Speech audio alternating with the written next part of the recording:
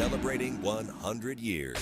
This is Keeler. WIBX 950 and 92.3 FM. Now back to the Keeler Show. Just looking at that forecast, sunny 79, sunny 79, sunny 82, sunny 82.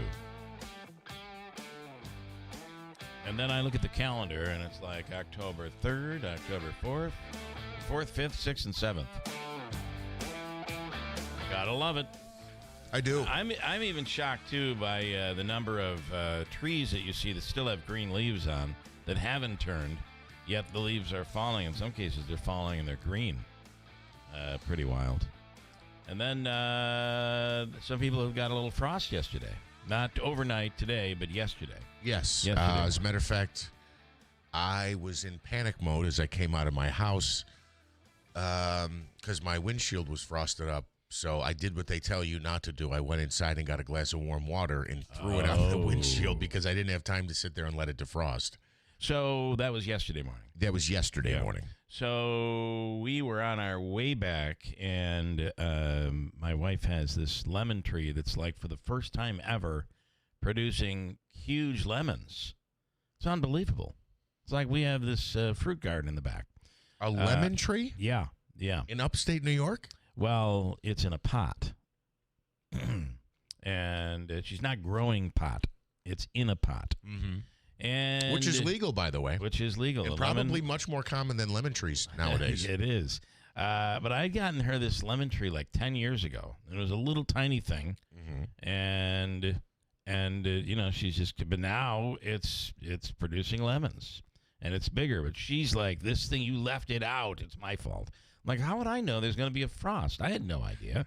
So we're racing home to get home by 6 o'clock, 5 o'clock. 5, 6, 7 in the morning, that's when your frost really hits. And, man, the fog was dense. And turns out, though, we didn't get a frost. So there you go. Big day today. A lot of stuff to get It's to. your fault. I don't know if you know that it's Friday. It is Friday. Did we do Friday. Bang the Drum? We did. Speaking of the gardening, Roseanne Leparco is the master gardener with the Cornell, or a master gardener with the Cornell Cooperative Extension. She's on this morning, and she has some tips, but it's that time, right? It's that time where you kind of have to worry about things beginning to cool off, and maybe by next week we'll be dealing with some overnight frosts. But not today, tomorrow, Sunday, Monday, or Tuesday. 70s, upper 70s, and 80s, low 80s. I know. It's great. And, Richard, I'm not even exaggerating. Willy Waffle coming up. Is the movie, the Bruce Springsteen movie, out? Is that in theaters yet? I don't know. I don't know either. I see the previews for it. Tanya Powers coming up in a few minutes. We are in a shutdown. I know there are some places that are already beginning, like federal parks and that sort of thing, where signs are going up that we're closed due to the government shutdown. Everybody's predicting this thing is not going to last that long. Yeah. I was listening to you guys on it yesterday, and Ryan Schmelz on it. So, Fort Stanwix is affected. Smitty, there's another place locally that's affected. Help me out here. I'm forgetting. They're using the radio. I think DFAST is. Well, yeah, DFAST, yes. But isn't there another place that you can't visit? I don't know how DFAST is, because they still have to pay the military. Right. Well, this might be one of those situations where you work and we'll give you back pay. Okay. I don't know that for sure, though. But you're right. They still have to pay military, Congress.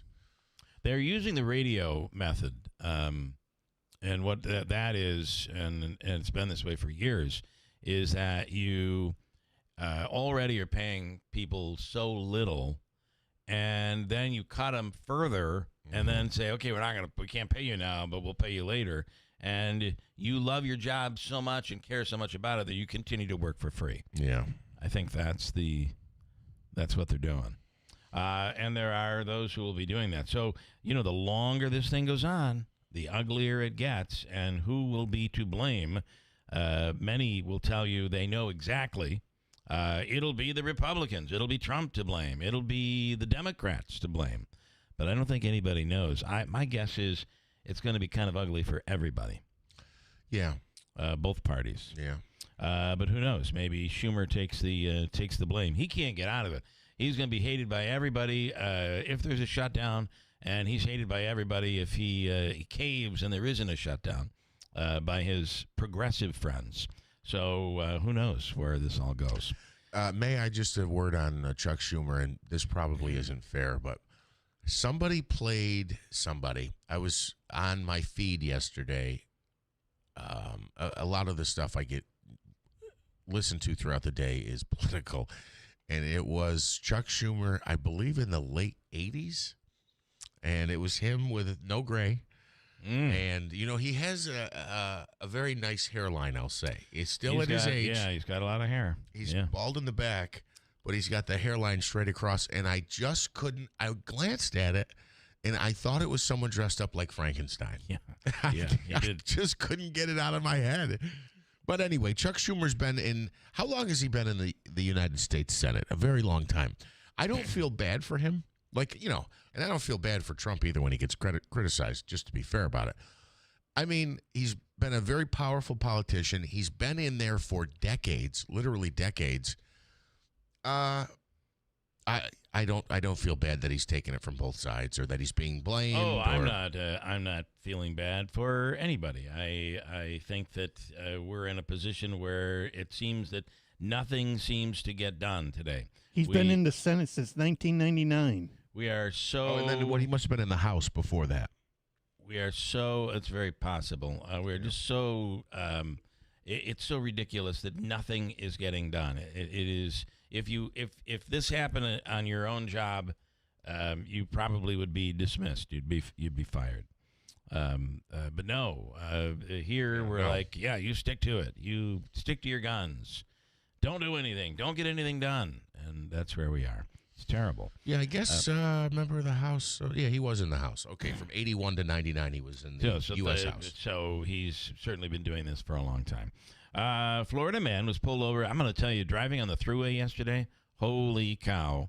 And by the way, the thruway rest areas that are all brand new are already. I walked into one of the bathrooms on the one that's the first one coming out, the first one on the thruway as you're coming north. And, you know, stuff's already getting beat up in the bathrooms and the stalls. And it wasn't, you know, it's 6:30 in the morning and it still wasn't clean. It was kind of disgusting. Then I went to another one. It was really clean. But these will be crappy before you know it. They're already starting to get that way. But this volume I'm sorry. The traffic, the way the traffic was moving, I mean, if you're not doing 80 miles an hour, there are cars passing you. And if you're doing 80 miles an hour, there are cars passing you. When I say passing you, they're like blinking their lights because you're at if you're doing 70, 67, you're trying to stay within that safe zone. They're blinking their lights at you. So you gotta go. You gotta move. Yeah. You gotta go fast, but that's not fast enough. Anyway, this guy. So I Florida assume man, nobody passed you. We weren't getting a lot of passage. There was not a lot of passing going on. Florida man pulled over for going 107 miles an hour. When asked why he was speeding, because they'll ask you, you know why I pulled you over? Apparently in New York State, we no longer have to answer that question. Do you know why I pulled you over? I don't know. And he said, you know how fast you were going? I don't know. He said, you're going 107 miles an hour. And so why were you going so fast? He said, I have an appointment with my barber. Here is Michael Stanek being pulled over, and there's actual audio of him communicating with the officer. Why are you going so fast? I have an appointment with my barber. You have an appointment with your barber, so you go 107 miles an hour. I'm sorry. Weaving in and out of traffic. I'm sorry. Sounds like an older guy. I'm sorry. Didn't mean to do it. Didn't even know I was doing it. But, you know, if I don't get there, this guy's hard to get into. It's tough to get an appointment with Johnny the barber. Yeah. I have heard that when you do encounter an officer for a traffic violation, that if you are honest with them when they ask you, do you know why I pulled you over, that it reduces, doesn't mean you're going to get away without a ticket, but it reduces the chances of you getting a ticket if you face up, own it, and say, I'm sorry, officer, I wasn't paying attention. I'm sorry, officer, whatever the case might be. I know I didn't fully stop at that stop sign back there. I apologize. I've used every excuse in the book, and it never works, so you're better off trying to be honest. I Yeah. mean, even the one time I said I was going to Governor Hochul's house to mow her lawn, that didn't work. They don't believe you for anything at all. So you got to come up with a I think that in some cases, how you act, if you, I was told by an officer that if you at least, your chances will be better if you at least try to show that you saw the officer and you were slowing down. If you whiz by and don't even care he was sitting there, Oh, that's or she interesting. was sitting there, Yeah. then they're likely to come after you. At least this officer, this trooper, felt that way. Well- He said when I see him go by and they're like basically giving me the finger, Like really taunting almost. Yeah. That's when I throw the book at him. Let me take Tanya, who is a very fast driver. She speeds her way through Manhattan often, and usually it's in the back of a cab, but here she is, Tanya J. Powers. Good morning. Good morning. You know, I've found that that's easier if I don't want to get pulled over, is just let somebody else drive. That's right. That is the way to do it. We were in New York this week, and I made the mistake of driving. And the hardest part about driving in New York City, I don't know if they're still doing that. You go down into in Midtown and you get charged the extra $20. I'll find out. Oh yeah. Yeah. Oh yeah. So, but we had to drive, and I had it in and out of the parking garage at $50 to $80 a clip. I mean, there's where your hotel's cheap after you look at your parking bill. It's crazy. What did they think? It was a Syracuse football game? Apparently, 50 to 80 bucks for parking. Today, how did this? Believe me, the parking is brutal. How did this day kind of slip in here? With people are saying they didn't even know Taylor Swift was releasing a movie along with the album, but there's a movie being released too today. Yeah, it's in theaters this weekend. I'm going to go tomorrow and see it. Actually, I have tickets to see that. So this is kind of like watching I'll be happy to give you a review. Oh, we'll get a review next week. This is like watching the concert, right? It's like going to see a concert. It is. It's being billed as an album release party, Okay. basically for her fans, and she apparently kind of goes through the album and from what I understand, like talks about the making of it, like a behind the scenes sort of thing, a backstory of it, instead of waiting and putting it out like later of like here's how the album was done. It's be kind of, I think, embraced in a release like a launch sort of thing. Well, listen, you can expect, I would assume, it sounds like you're a fan, or you'll be reporting on it. But I do expect, no matter where you go, there will be huge crowds. Yeah, I mean, there's some, I know some movie theaters like sold out of tickets. It was apparently a very popular thing to get. I just kind of lucked into some. But yeah, I've actually listened to the album last night when it dropped. So I've heard it. I'm looking forward to seeing what she, like the behind the scenes of it, and interesting like clips and like maybe some explanations of what she wrote on some of those. And I assume Kelsey will be in this in some way, I would imagine. Travis Kelce. I would imagine, because there's a good many of the songs on the album that directly. Okay. They don't call his name, but exactly who she's talking about. Yeah. Okay, and today is actually a big day in the entertainment world, right? Yeah, Sean Diddy Combs is facing sentencing today. The prosecution has asked the judge to give him more than 11 years in prison. He was convicted on 2 counts of transportation to engage in prostitution. He was acquitted of the more serious charges that could have actually put him away for life. His lawyers basically are saying, well, he should probably just get out with time served, because he's been behind bars for a little over a year since he was arrested last year in September.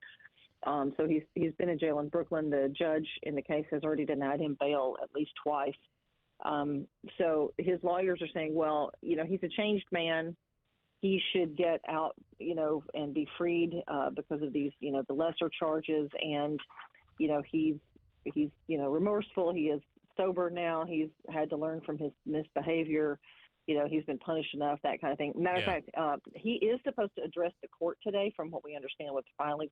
His defense team, late last night, from what I understood, is they have done a filing with a video that they plan to show.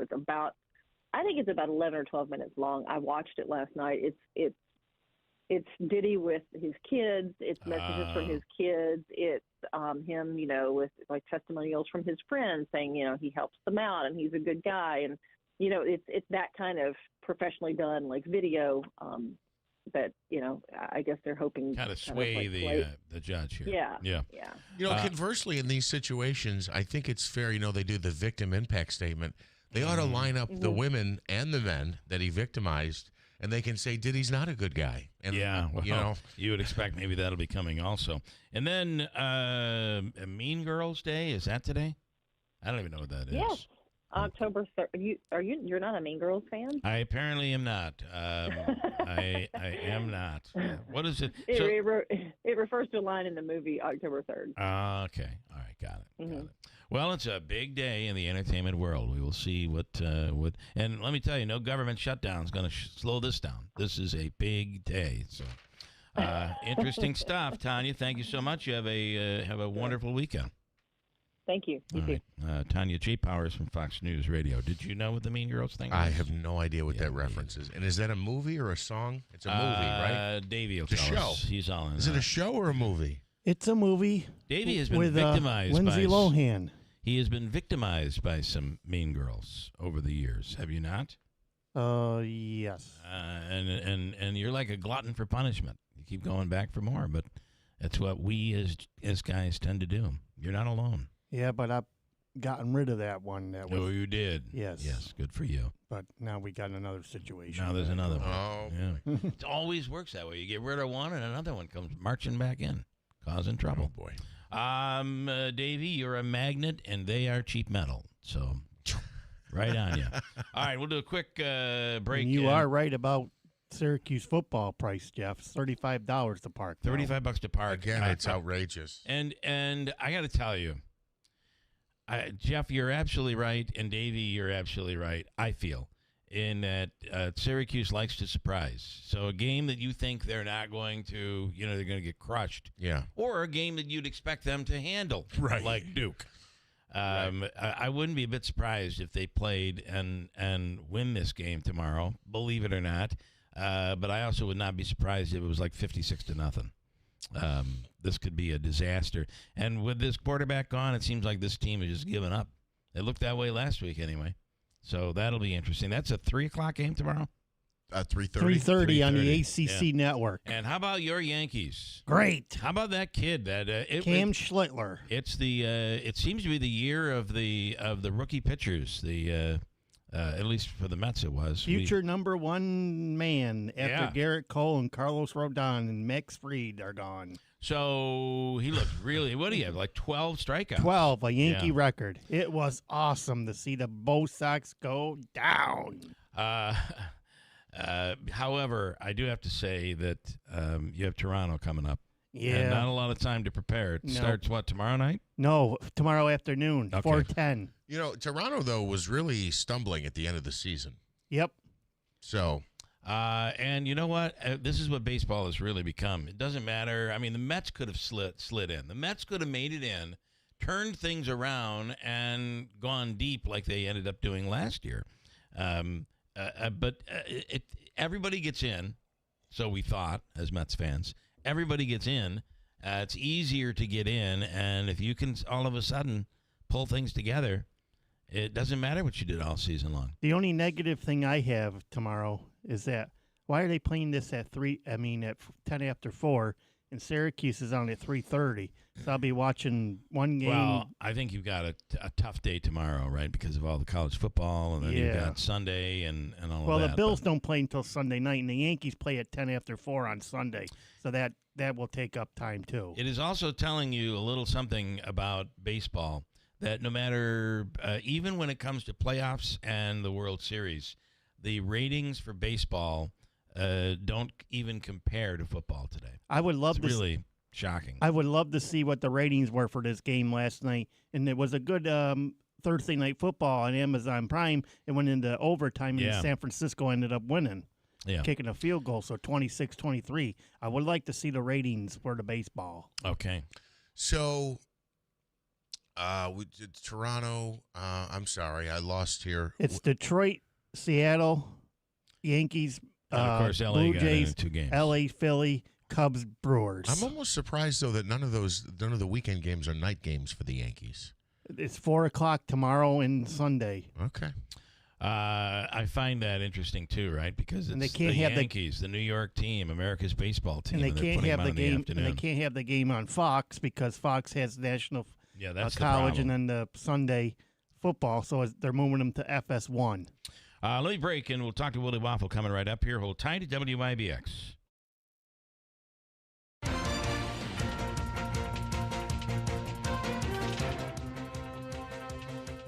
Good morning, WIBX 950 Sorry to AM. catch you off guard there. I was not ready for that. Just do a quick update if you could. Yeah, sure. 92.3 FM news time is 6:43.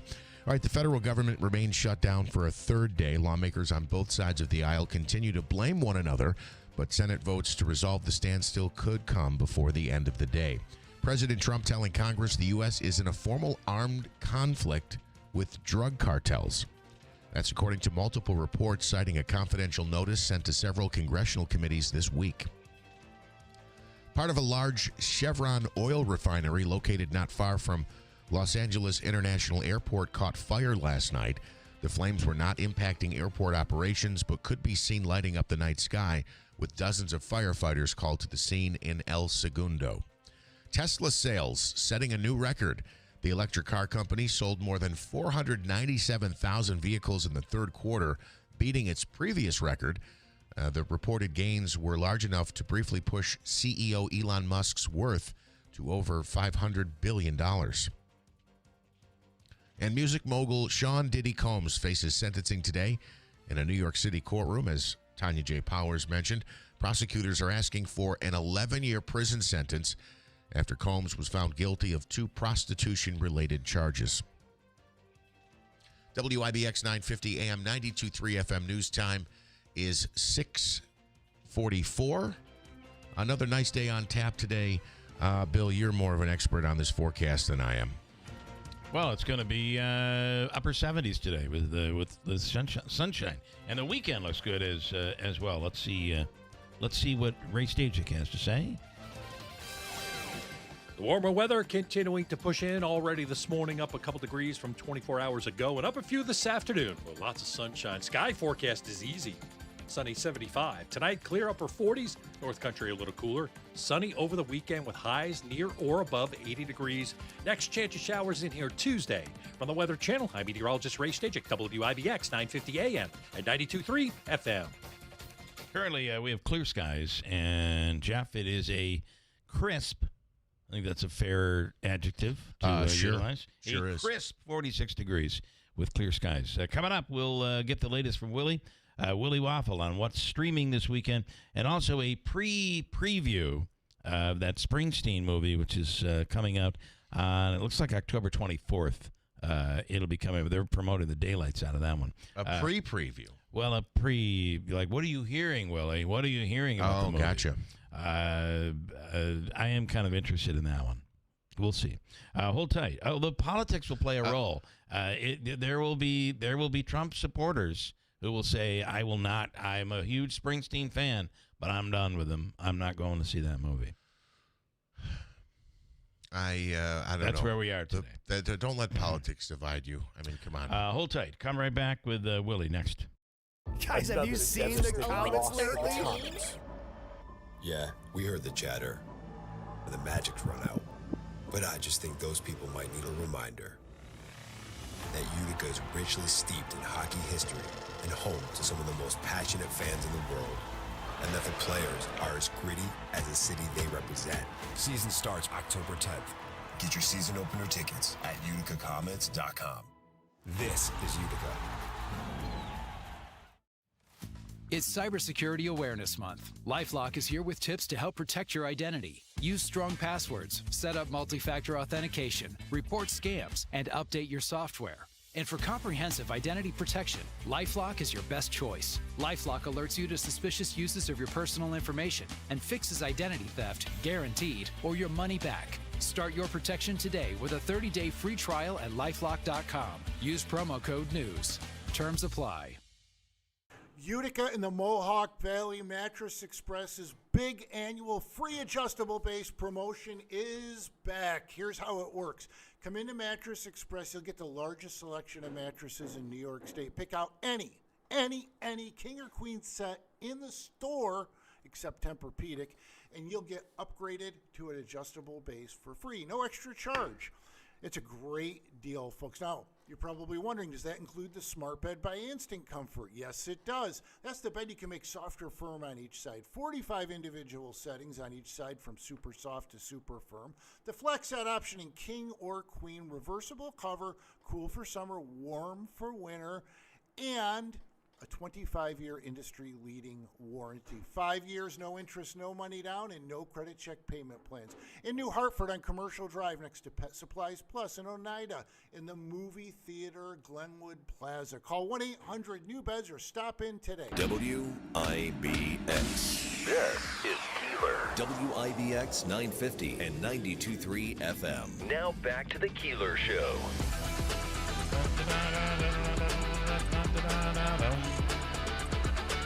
Well, good morning.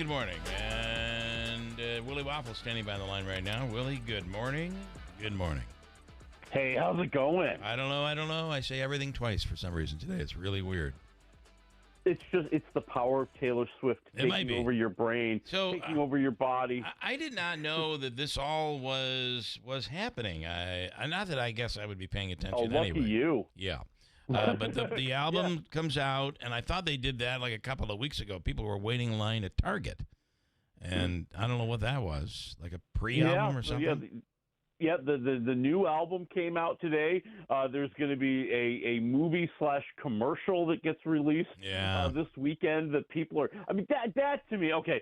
I mean, hats off to Taylor Swift. I mean, she has found a way to make a movie which is nothing more than just, a commercial for her new album and get people to buy tickets to see it. Yeah, that is awesome. I mean, I'm impressed. I'm not making fun of that. I'm impressed. and even the movie might even be number one this weekend. And think about this: what we're getting in the news here is that theater owners didn't even know it was coming out. They had no idea. This was a surprise. And so what do? It's like, okay, we're dropping this one, we're dropping that one, and we're putting it in because we know it is going to get that. I mean, people will be actually coming out to the theater to see this. When they first put the tickets on sale, the AMC Theater app crashed. Wow. That's how excited people were to get tickets to it. Because I remember vividly, because I was like, I'm kind of curious what the cost is, and I couldn't get in. Like, you couldn't get in to save my life. So yeah. I mean, this is big. Another one that I have you heard anything? I wanted to do a preview on the Springsteen movie. Have you heard anything on this? Are there any rumblings of maybe somebody that kind of saw it and was like, this is going to be terrible, or criticizing who's playing him, or what? Haven't heard terrible. I mean, right now they're kind of like in the film festival circuit, and played at like the New York Film Festival, and typically you get a lot of praise at those. Yeah. So you're hearing a lot of good things about the movie. I think the funniest thing I read was Jeremy Allen White, who plays Springsteen, is really great until he sings like Springsteen, which isn't exactly an easy thing to do. Yeah. But it's supposed to be very, very personal story about Bruce Springsteen in that period in his life. So there's a lot of fawning and fan business going on right now. All right. Well, it'll be interesting. I like him. I do too. He's the Bear. In the series The Bear. So. I didn't know he could sing like Springsteen. We'll see.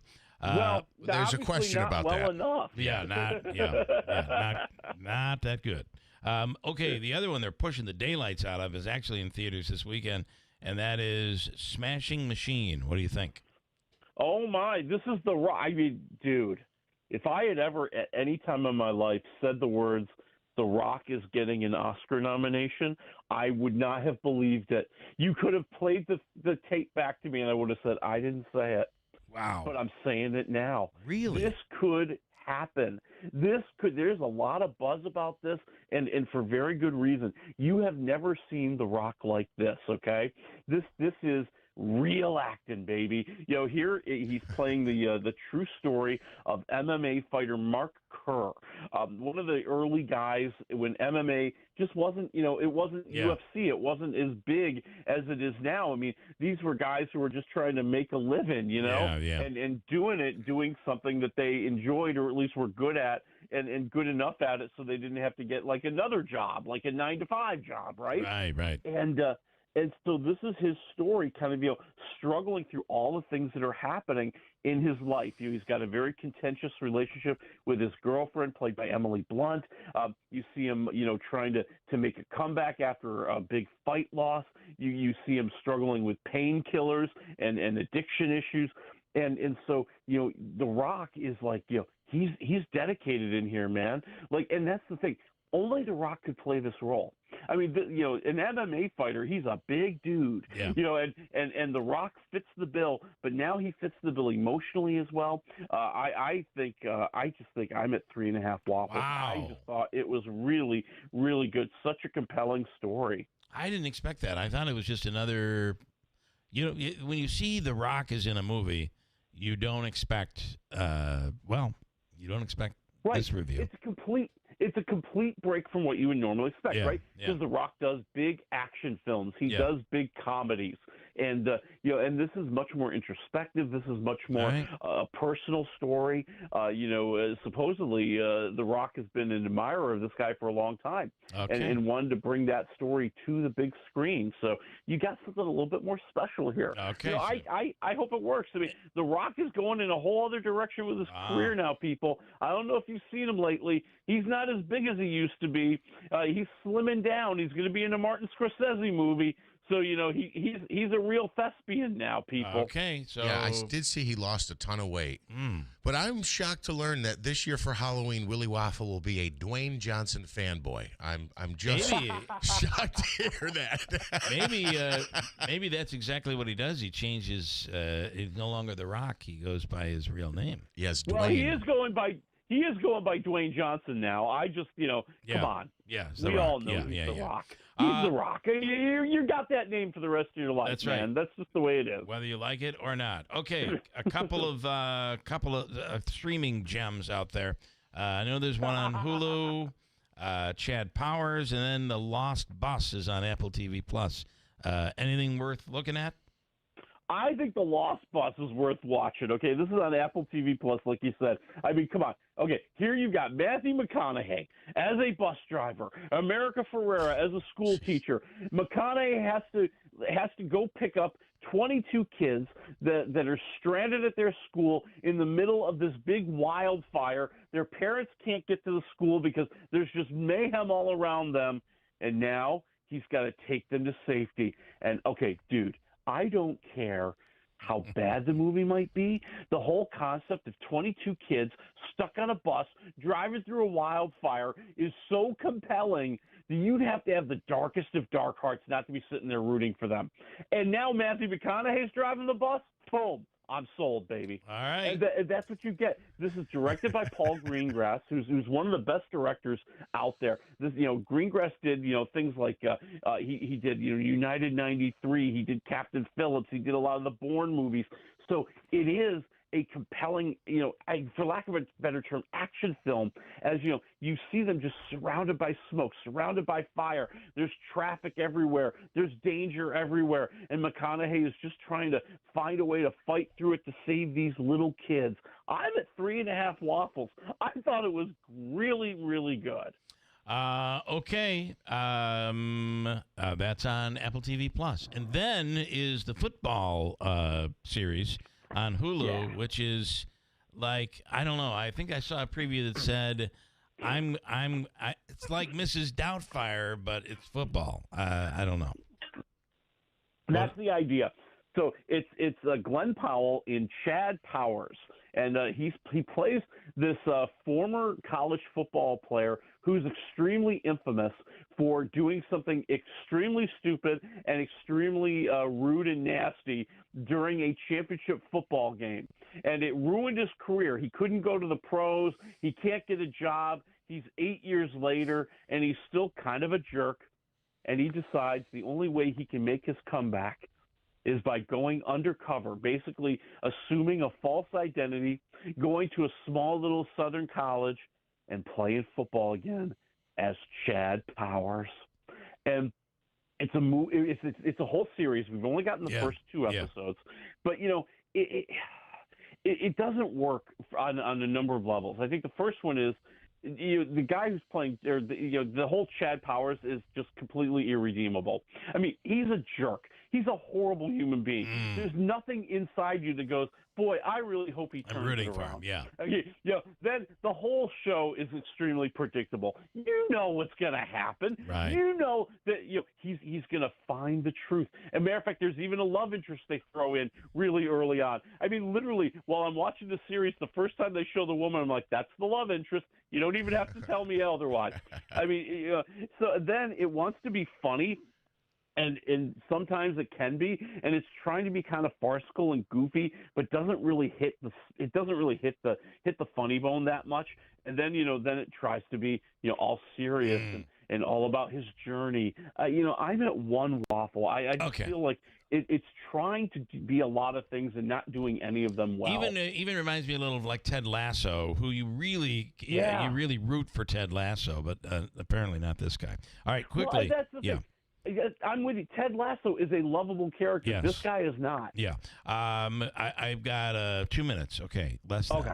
Less than. This artificial intelligence issue in Hollywood, can you, in a minute and a half, go through this whole thing? Because this is really interesting, I think. Yeah, so there is a company out there, Particle 6 Productions, and they are billing themselves as the first artificial intelligence talent studio. And they have developed an actress that they call Tilly Norwood, who was basically an artificial intelligence 20-something Anjun of every man's dreams, okay? And they are seeking agency representation to get her into movies. She's not real. She's completely computer generated. Completely. Yeah. I think it'd be better to call her computer generated image. Mm-hmm. And what has happened is all these actors throughout Hollywood have said, if my agency decides to represent this, I'm dropping them. Good I'm for them. Firing them. It's very interesting. I agree with Hollywood for once. They finally found an actress who they can say she's willing to go topless. She's willing. She's not fighting it. She's not going to. She doesn't want more money. I mean, she doesn't want any money. That's the. She does, though. The people who made her want something. Money. You're right. Yeah, you're right. Right, but a lot of the big argument from SAG and AFTRA, which is the union for the actors, is that Tilly Norwood was built off of all these other actresses' look and actions and voice, and she's a ripoff. Out of time. She is. Going to be interesting. The can of worms is being opened. Very interesting. She is. Willie, have a great weekend. Thank you. From the Stanley Theater Studio, WIBX Utica, Rome, W295EI, WIBX 950 and 92.3 FM, celebrating 100 years. Much of the government is closed a third straight day. I'm Dave Anthony, Fox News. People pay taxes. They expect services. It's that simple. And Republican Congressman Mike Hardopoulos tells Fox the Senate's minority leaders to blame. Unfortunately, Chuck Schumer has forgotten his entire career at this point, where he said that literally shutdowns are idiocy. Schumer says Republicans refuse to negotiate with them, and the Senate plans another vote today on funding. Senate Majority Leader John Thune indicated he does not plan to keep the Senate over the weekend if they can't advance the bill today.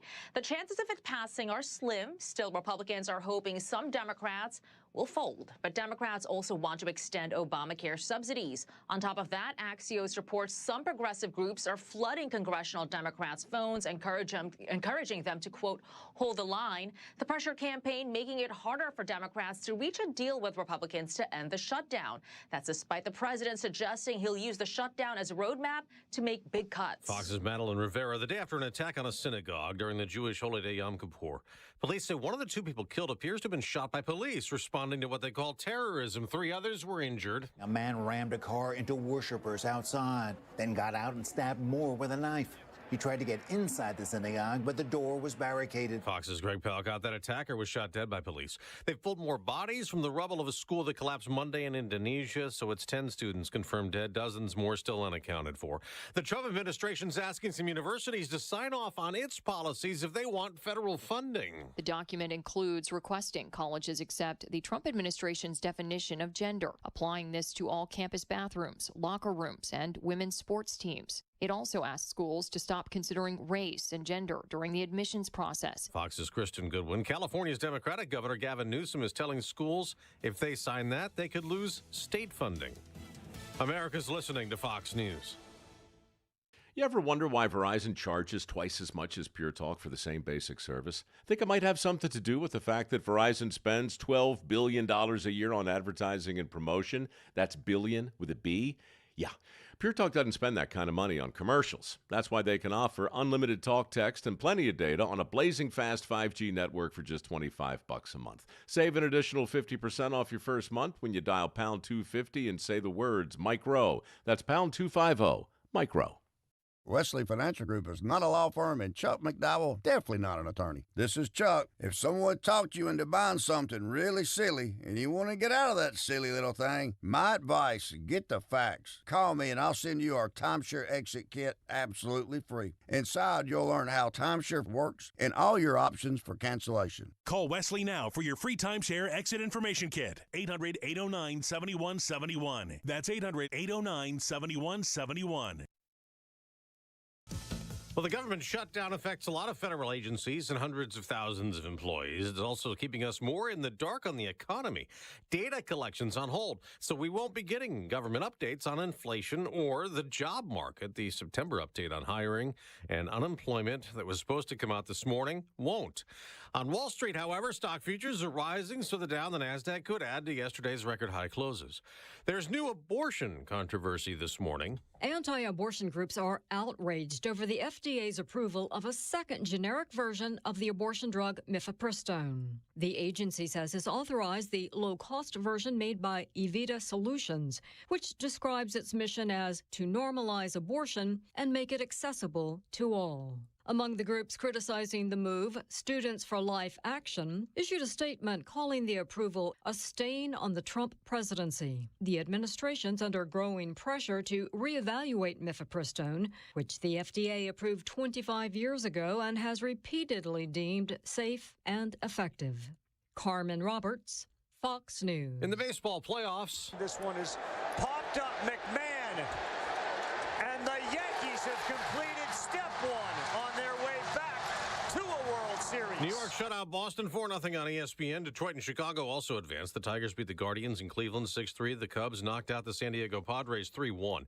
Thursday night football was dramatic. San Francisco stopped the Rams on 4th and 1 in overtime, and the Niners walked out of L.A. with a 26-23 win over the Rams. After San Francisco kicked a field goal on the first possession of OT, Rams head coach Sean McVay elected to go for it from the 49ers' 11-yard line, but running back Kyron Williams was stuffed for no gain. The 49ers improved to 4-1, while the Rams dropped to 3-2. That's Joe Morgan. I'm Dave Anthony. This is Fox News.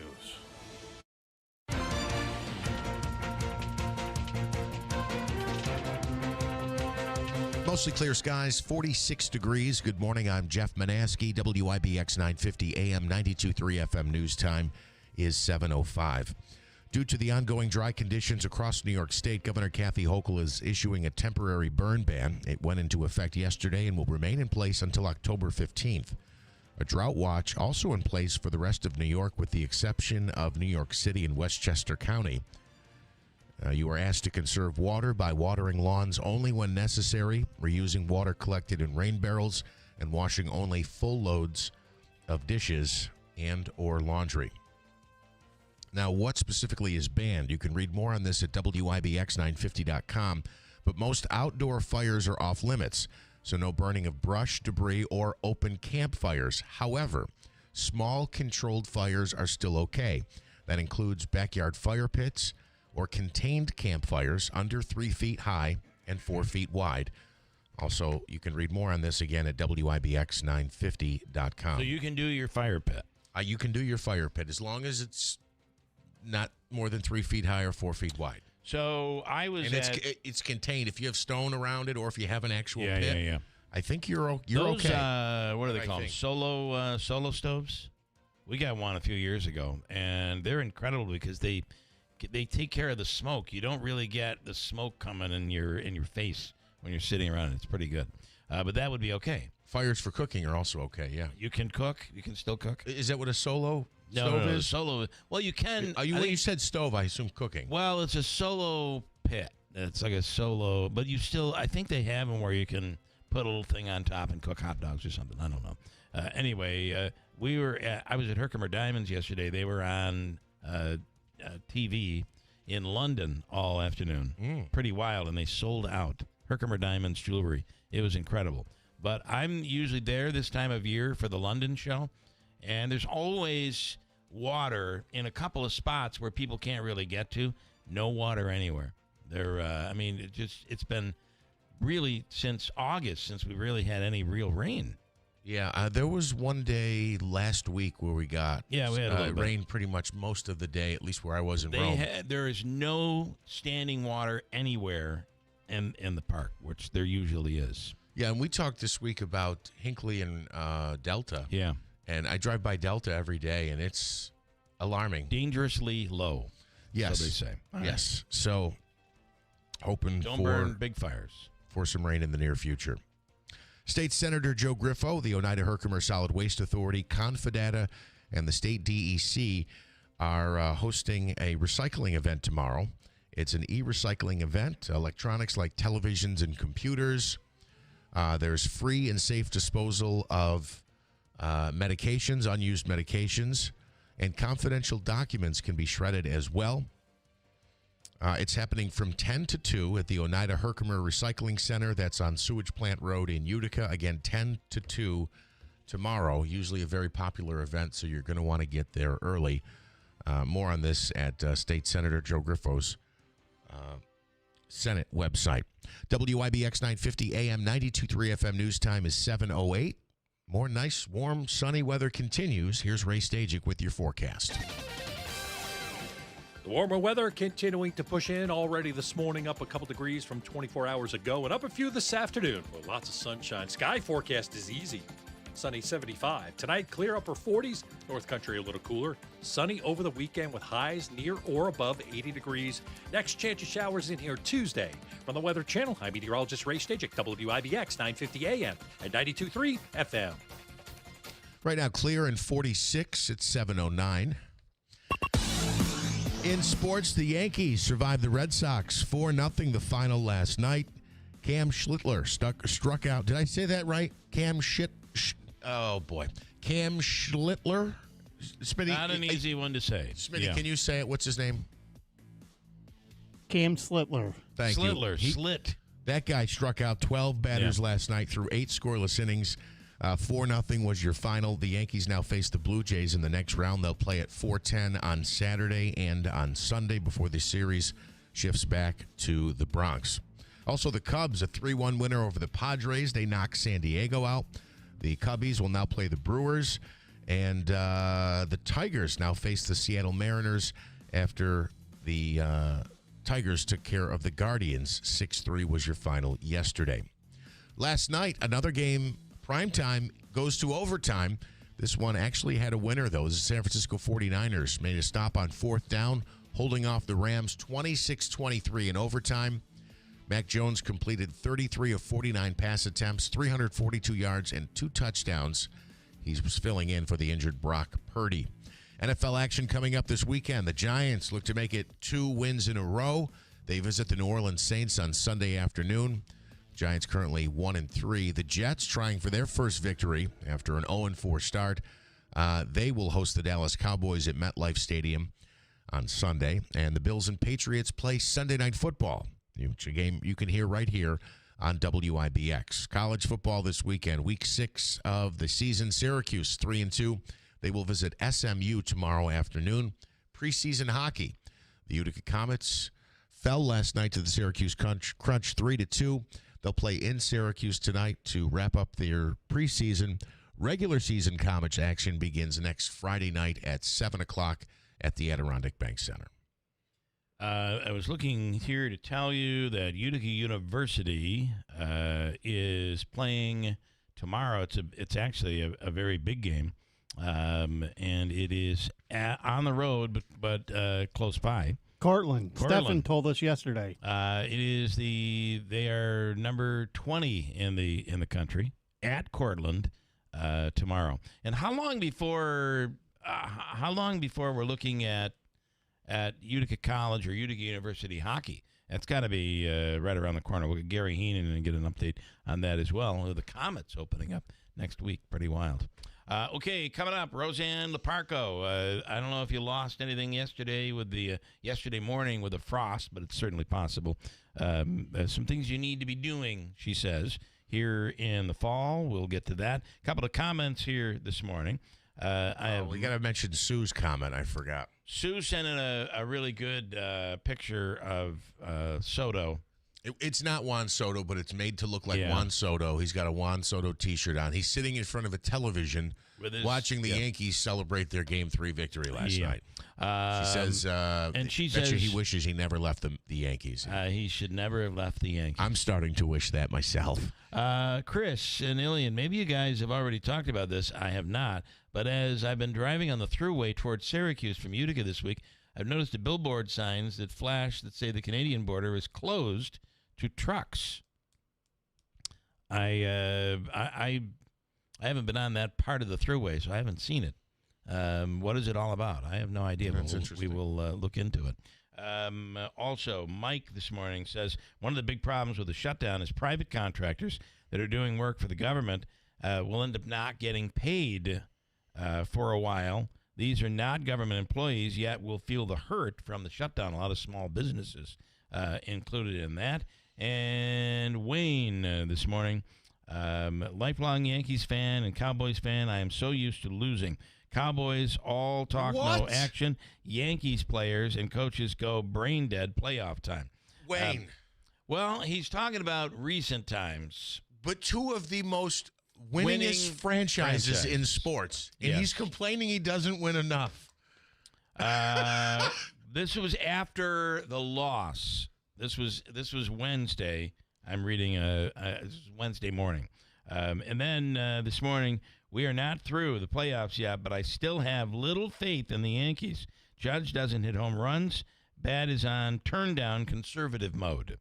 That's Wayne. Interesting. Wayne, who's losing faith in the Yankees. Yankees Cowboys won enough championships in the 90s to last you a lifetime. You cannot complain about that. Let me break, and coming up, we'll speak with Roseanne Leparco here, and then a Hobikas free money question. This morning, Davey, it is worth how much money today? $350. Whoa, you are a confident man. Or you've been beaten down by a woman, and you're angry about it, and you're giving away Hobikas money. That's what I think's really happening. We'll get into it. Hold on. Coming back. That, by the way, the contest runs at 7:35. Coming up at WIBX. Are your windows old and tired? Hard to put up and down? Builder's grade windows just aren't made to last very long. Patriot Home Solutions is a different kind of window company. No games or gimmicks, no long drawn-out sales presentations, just high-quality, custom-fit windows at reasonable prices made right here in New York. And right now, you can get up to $2,000 off new windows from Patriot and NYSERDA, plus 0% interest for 18 months. Most homeowners qualify for the savings, and income is not one of the requirements. So write this number down, 315 401-0440. That's 401-0440. Patriot Home Solutions will tell you right over the phone if you qualify. Don't miss your chance to save up to $2,000 on new windows. Funds are limited, so call before they run out. Learn more at callpatriothomesolutions.com. That's callpatriothomesolutions.com. Finding great candidates to hire can be like, well, trying to find a needle in a haystack, but not with ZipRecruiter. Its powerful technology actively finds and invites qualified candidates to apply to your job. So while other companies might deliver a lot of hay, ZipRecruiter finds you the needle in the haystack. See why 4 out of 5 employers who post a job on ZipRecruiter get a quality candidate within the first day. Try ZipRecruiter for free at ZipRecruiter.com/free. That's ZipRecruiter.com/free. Former City of Utica Controller Mike Sermonaro is running for Utica City Controller in the November 4th election. Mike has unmatched leadership credentials serving residents of Utica. Please join us at a kickoff fundraising event to elect Mike Sermonaro as Utica City Controller at Stonebridge Golf and Country Club, Thursday, October 9th from 5:30 to 7:30 p.m. For ticket information, call 315-794-2265. Mike would be honored to once again serve the city as their Chief Financial Officer. Paid for by friends of Mike Sermonaro for Utica City Controller. Before there was social media, streaming, and even color television, there was radio. Remember the golden days when you had to tune in to hear what happened to Hopalong Cassidy, or perhaps the Green Hornet? What if you could relive those days again? Hi, I'm Greg Bell, the host of When Radio Was, a show that's dedicated to the very best of radio's golden age. From classic performances by Jack Benny to tales of terror on Lights Out. It's all here on When Radio Was, starting every Sunday at 11 p.m., only on WIBX 950 and 92.3 FM. Which classic broadcast will you hear next? Celebrating 100 years. This is Keeler. WIBX 950 and 92.3 FM. Now back to the Keeler Show. All right, on the trucks on the Thruway, this is for Chris and Ilian. Apparently there's signs saying the Canadian border is closed to trucks. What do we know? It was not for all commercial trucks, but this is my understanding. First of all, here, I just missed the headline. Okay, so I have a report here that the Canadian border system outage is resolved fully, but there's a backlog of data. So the commercial traffic trying to enter Canada was experiencing significant delays and temporary disruptions because of a computer system outage that began on September 30th. The Canadian Border Services Agency has resolved the system outage, but says a backlog of commercial traffic remains, leading to continued delays and some road closures in areas near the border as authorities work to clear the situation. So are you telling me? No. I mean, I'm the one who just told you. I am not telling you anything. Am I saying?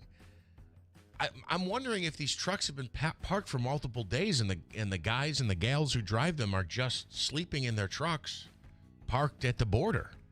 But anyway, apparently there was some computer outage that prevented them from processing the vehicles and knowing who was entering and being able to do their checks. Okay. So it's gone on for 3 days now. Interestingly, it seems to have correlated with the government shutdown, but they say the system is back up. I don't think there's anything to do with it. I just think it's ironic. But they say the system is back up, but now they're heavily backlogged. So that's what those signs meant. So you're going to get some delays if you're going up. You're going up there. So. Well, if you're a commercial truck, I think they have separate lanes and designated areas for commercial vehicles as opposed to, just regular passenger vehicles. Excuse me. Wayne, good morning. I was going to tell you guys, why don't you just call Anthony Pucente and have him have some prosciutto with him and ask him what's going on with the Canadian border. Where are you going with that? Yeah, I don't get it. This is what I hear. Anyway. Is he Canadian? Jeff, does it matter, Jeff, if you, back in like 1969 when the Magic Mets or whatever they called themselves won then but never won another championship all the way straight through? I want to see the Yankees do something in the next 30 years. The Mets, I don't care if they win. I don't care if they win. I want them to win the championship. So, but Wayne, they've won. You're older than I am, and I remember the 90s in the early 2000s when the Cowboys won. Would they win 3 out of 4 Super Bowls? Yeah, but you know what? Or 2 out of 3. I like to look over the hill again. I understand that, but so would everybody else. And then the Yankees won like 4 out of 5 years or something. Those are two of the winningest franchises in sports, and you're complaining. This is what we expect. Fair enough. That's fair enough. But I mean, I don't know. I don't imagine know what you being want a me to think, Twins like, fan or a Marlins fan. Yeah, but that's them. They choose to. These people choose to like them type of teams. You know what I mean? That's their choice. It's I mean, typically I'm not a geographically bandwagon oriented. But go ahead. I'm not a bandwagon jumper.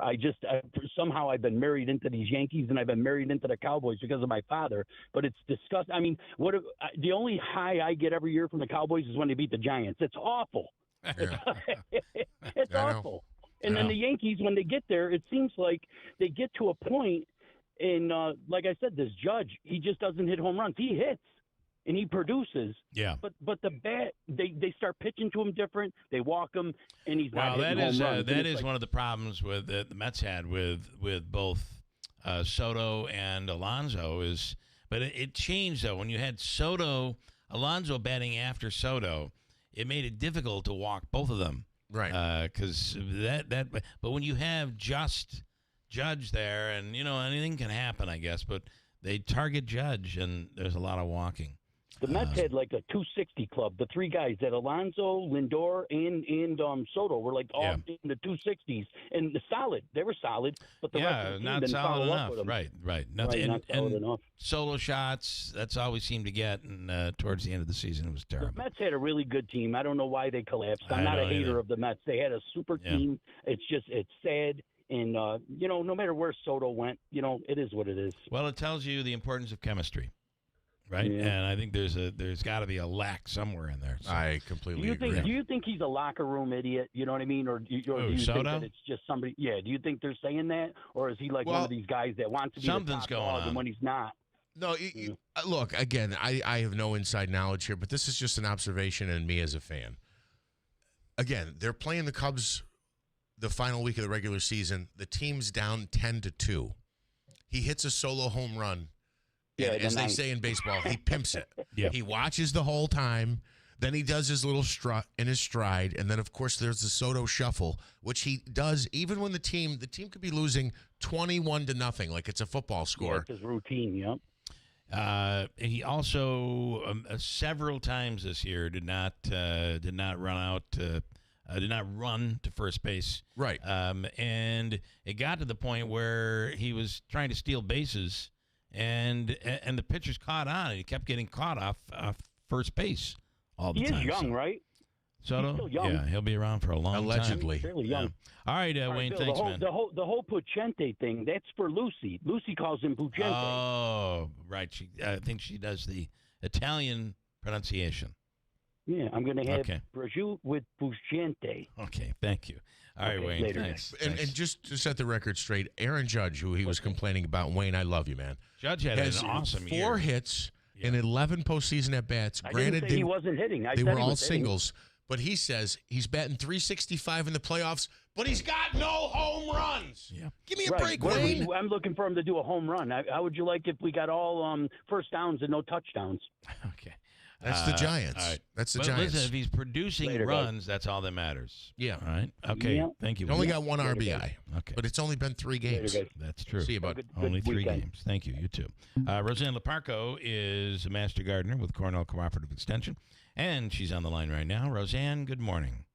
Good morning. How are you? Well, we're doing okay. I had almost got in a lot of trouble because we were away for 24 hours and there was a frost, and I was supposed to bring in my wife's lemon tree. Oh, I forgot about that. yeah. Yeah, that did the frost hit it? I Nope. mean, frost has been in at least. I didn't get it at my house. We I'm didn't in either. Westmoreland. Yeah. It was spotty, so Yeah, we didn't get it. you We you didn't got get it. lucky. We got lucky. And now we'll have a 4 or 5 days of warm weather before it cools off again. So. Yeah, and for people that haven't harvested yet, it's probably a good time to start doing it. The frost will be coming. I mean, I see that it's going to get warm and then get cold again next week. With harvesting, I get a lot of questions. When's the best time? How do I know the vegetables are ready? I mean, usually by this time of the season, all of your vegetables are technically ready. But harvesting is best if you do it in the morning so that the fruits have, enough moisture in them. And don't pull the fruit off of your plants. It's better if you have some scissors or some clippers where you can make, literally cut them so you don't damage them. There's different, it's really hard. It's almost a feel and a sense and your experience level as to when your produce is ready to harvest. If you have any questions on that, I would suggest you Google. There's a great fact sheet from Texas A&M Extension. So just Google Texas A&M Extension, harvesting and storing vegetables.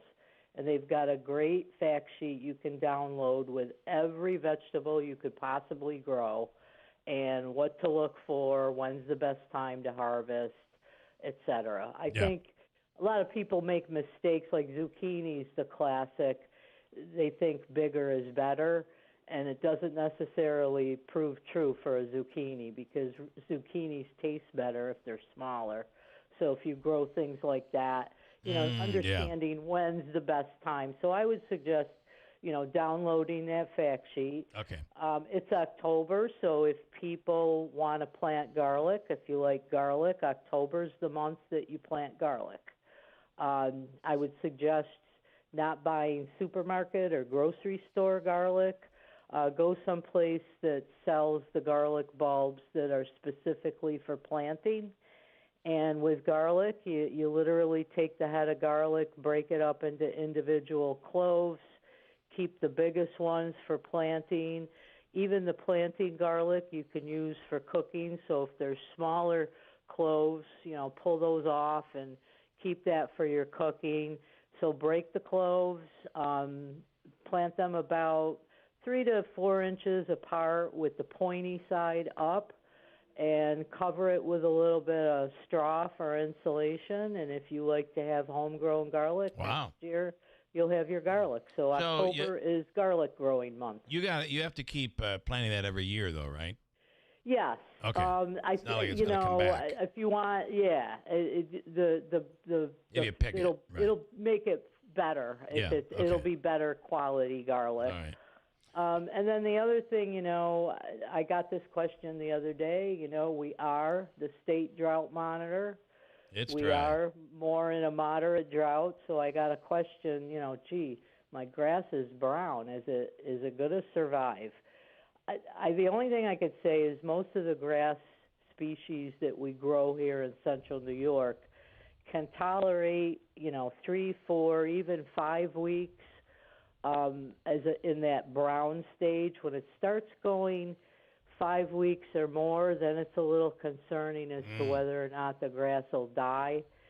We've had, I think, here in central New York, enough scattered showers that the dew in the morning. Yeah, a lot of dew. Keeping the grass hydrated. Yeah. So, we should be conserving water with this drought situation, especially if you're on a well. Right. So I wouldn't worry too much about the grass. I mean, I don't like the extended forecast because you don't see it's a lot of periods of rain. Like next Wednesday, I think I saw maybe a day of rain. But it's hard to say. But grass is very resilient, so I think I'll leave the listeners with that. We have had it. We have just had it has been so. I don't ever remember such a long period of time where we had this warm weather, and we get warm days in September and October every once in a while, but not this long stretch. And then we really haven't had any consistent rain since August, maybe a day or two. But other than that, just a day or two. I mean, to kind of put it in a visual, drive around Lake Delta and it's bad. See how far back the water is, or Hinkley. Yeah. That's another example that how far back the water is. I've never seen it like this. In fact, I mean, I'm a gardener. I love gardening, but I'm kind of sick of watering. And I don't remember ever having to water so much. things this much. So The other thing, I had this. Somebody asked me this the other day. I was looking at pumpkins, and you see the pumpkins with the warts now. They're all over the place. They got the little bumps on them. Yeah. People think, oh, they're decorative. How do they get them to grow that way? Well, actually, you can buy.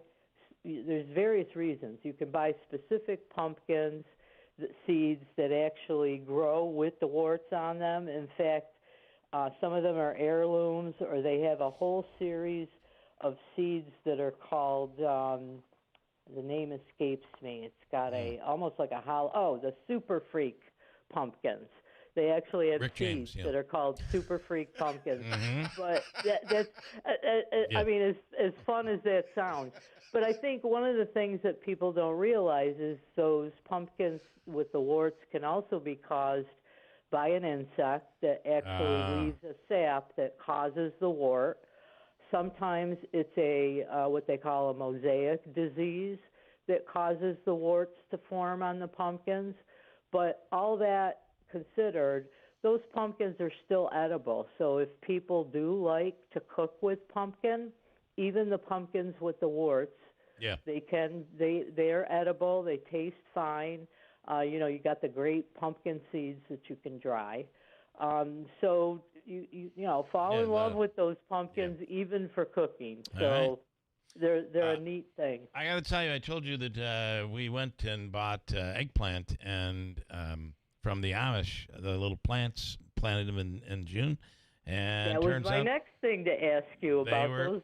They were cucumbers. It turns out they're some sort of I don't know. They're like English. So you said they'll grow up and like a vine, which they did. And I actually hung it up, taking your advice. And I picked a cucumber because it actually tore the vine off the side of the building because it got so big. It was 17 and a half inches long. Whoa. And I think it would have kept going. I mean, for me, that's a walking stick. But I think it would have kept, sorry. I think it would have kept growing had it not fallen off but then I guess the bigger they are, they don't taste as good. But I put it with tomatoes and vinegar and olive oil, and it was pretty good. How was it? It was really good. Well, and after we talked about that, I said, I'm going to Google just to see what's out there. And they do have English-style cucumbers, which get big, that's exactly what you had, and that they taste good, and they do have those kind of prickles on them that are sharper than the normal prickles on cucumbers. Yes. But some of them, I was hoping that you had a good-tasting one because some of them are grown to be just like what you described, but they have more of a bitter flavor because they're better suited for pickling. Well, let me tell you, my wife doesn't like the taste. She said it has a bitter taste. So that's why I just put it in. I like tomatoes and cucumber. Tomato cucumber salad. So you put a little olive oil and some vinegar, and the bitterness is gone. Yeah, well, and it may have been what they gave you was a plant that was more designed for pickling or preserving, so that that it has a good taste once it's pickled. Well, yeah. Well, I gotta say, I'm glad to hear that. Yeah, and then I took your advice too on the basil. You cut the basil back, and I'm still growing really healthy green basil. Hasn't yellowed at all, and it's huge. Like it's enormous. But about every couple of weeks I cut it way back, and it just grows right back. It's awesome. Cut it way back, and since it's still looking well, if you have a sunny window inside, you can bring your basil inside. Okay. Basil, it'll need the brightest location you can give it. If not, if you can, if you've got a cupboard that maybe has a light under it, it'll appreciate artificial light. It won't. It depends on your conditions. It may last the winter, but you'll at least get some basil to use over the winter months. It may not last the whole duration of the month. You could do the same thing with rosemary, which is an annual herb, or your parsley, which is an annual herb. Any of your herbs, like I bring my sage inside, and I can have some for my turkey at Thanksgiving. And sage is very forgiving. It may yellow inside the house, but since it's a perennial, I have had success bringing it right back outside in the spring. All right, good stuff, Roseanne. We appreciate you coming on and guiding us Did I mention in the where right the direction. Master Gardeners are going to be on Saturday? Where will you be tomorrow? Real quick, tomorrow we're going to be at North Star Orchards in Clinton. We're going to have an apple growing display, teaching people how to grow apples, but we're also going to have a tick awareness display, and while supplies last, we'll be giving out free tick removal kits, which is a nice packet. It's a nice pouch that you can bring with you if you're hiking. Yeah. So come and visit us. We're going to be there from 9 to 1. Okay. Bring your garden questions. We'll have some apple recipes. Come and enjoy North Star apples and their mums, and come and visit with us. All right, that's tomorrow. Tomorrow. North Star. Okay, thank you, Roseanne. All right, have a good day. You do the same. All right, bye. Bye-bye. By the way, Mike this morning says, I'd be nervous about eating that pumpkin from the Super Freak variety. I'll start acting like Rick James. I'm Rick James, bitch. Can you say that? I don't know, but he does all that. Apparently, there was a big fight going on, and you got to look up the clip, the Rick James clip on YouTube. And he gets into an argument. I forgot who he was arguing with, but it's a great clip. And he tells a whole story about, or somebody tells a story about him before he had died, and the whole Rick James thing. Super Freak, Rick James. Okay. Super Freak. Look it up. You'll like it. It'll be good. And Mike also says, concerned there probably won't even be an Indian summer. What do we need Indian summer for? We've been living it, right? I was going to say, what do you mean? Long-term living it. We're in the middle of it. All right, Davey, I want to do a free money question. What caller number are you looking for? I'm going to skip news, okay? Skip news. I just prepared myself for news here. Is this how this is going to be? It's terrible. Caller what? 5. Caller 5. And Davey's making it a full $350 today. You get ready, because I think the news is still going to pop up. $350. Caller 5 right now, 315-736-0186. Can you win this one? I think it's doable. Coming up at WIBX. Here's the tale of the daily Medfield. Same old pharmacy, same old bill, but those prices kept rising higher still. Till the savings Wrangler rode in, cool as can be. Tap Good RX, saving massively. No plan? Don't matter none. Up to 80% off. The deals are done. Discounts hitting harder than Ma's chili. Dang.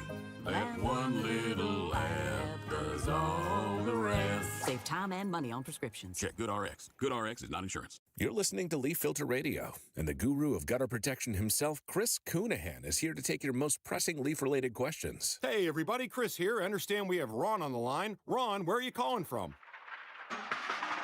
Uh-oh. Ron, are you calling from a ladder? Well, I was. I wanted to ask Chris what I need to do to get my gutters ready to have leaf filter installed. Oh, Ron, you don't have to do anything. A Leaf Filter Trusted Pro will come out and clean out your gutters, realign and seal your gutters, and install Leaf Filter, America's #1 gutter protection system. So I didn't need to get on this ladder? Ron, Leaf Filter Trusted Pros are in your neighborhood and ready to help. Just visit leaffilter.com/radio to schedule your free gutter inspection and get up to 30% off. Thank goodness. What was that site? To get this special radio offer, go to leaffilter.com/radio for your free gutter inspection today and get up to 30% off. That's leaffilter.com/radio for up to 30% off. leaffilter.com/radio. See representative for warranty details. The warmer weather continuing to push in. Already this morning up a couple degrees from 24 hours ago, and up a few this afternoon with lots of sunshine. Sky forecast is easy. Sunny 75. Tonight, clear upper 40s. North Country a little cooler. Sunny over the weekend with highs near or above 80 degrees. Next chance of showers in here Tuesday. From the Weather Channel, I'm meteorologist Ray Stejik, WIBX 950 AM and 92.3 FM. Don't overpay for your next mattress. Take advantage of Mattress Express's guaranteed lowest price program. Bring in any locally advertised price on a mattress we carry, and we will beat the price. Go to mattressexpressny.com. Okay, all signed up. Easy. Now let's run payroll. What the? Hey girl, I'm you with more gusto. Nice. Who's that? New social media manager. Hired and onboarded with gusto. And spoiler, we're kind of famous now. Wait, we're famous? Oh, well, I'm famous. Payroll, benefits, and HR. Designed and built for small businesses. Choose a future with gusto. Osmosis, the Ozzy Osbourne World Class Tribute Show, comes alive at the Rome Capitol Theater Saturday, October 18th at 7:30. Go through time to experience the energy of Ozzy Osbourne, capturing his solo career from Randy Rhoads to Zakk Wylde. Join the journey of classic metal and relive the complete Ozzy phenomenon. Osmosis, the Ozzy Osbourne World Class Tribute Show, Saturday, October 18th at 7:30 p.m. at the Rome Capitol Theater in Rome. Tickets are on sale now at romecapital.com. Celebrating 100 years. This is Keeler. WIBX 950 and 92.3 FM. Now back to the Keeler Show. I realize this isn't going to be anything for anybody else, but maybe just us. Maybe just me. Maybe you're not interested in this at all. But for the first time, I'm seeing phone numbers coming in with because do you remember when they all came to us and said you're going to start saying 315 now? Yeah, you got to put in a 10-digit number because we're going to be adding another area code. You remember what that area code was? 680. 680. So, do you remember what year that was? I remember Roanne DeStito was the one telling us about it. It had to be 10 years ago. At least. Yeah. And so they added the thing, and then we're like, okay, get ready. Here comes the new area code. Here it comes. And then we never saw a single one, right? Not a single one. It was like the weirdest thing. I think they just gave up on it or something. And Sergio. Good morning, Sergio is an alien. And Sergio has a 680 phone number. And I call it a curse. It's a curse. Yeah, it is a curse. I'll call friends and families, and they won't answer because they think it's a spam. Yeah, it's right. That's 680. Yeah, like what in the 680? Who's that person calling from far away? Yeah, he's calling from Mars or something. Yeah. That's maybe you're better off because nobody will be able to figure out how to call you. And if that's the case, you're in good shape because these calls people are nuts. still call you. They do call you. Yeah, they still call you. Well, listen.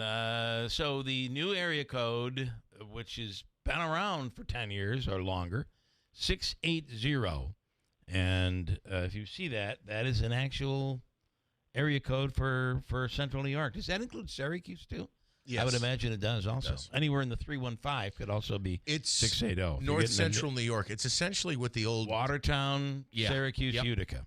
Even further north, I would say Potsdam, north of Watertown. Yeah, Okay. I'm trying to zoom in here. Toronto, probably. Not that far. No. All right. Are you ready here? We have a great question. This could be part of Rochester. The first winner of October and a big one, $350.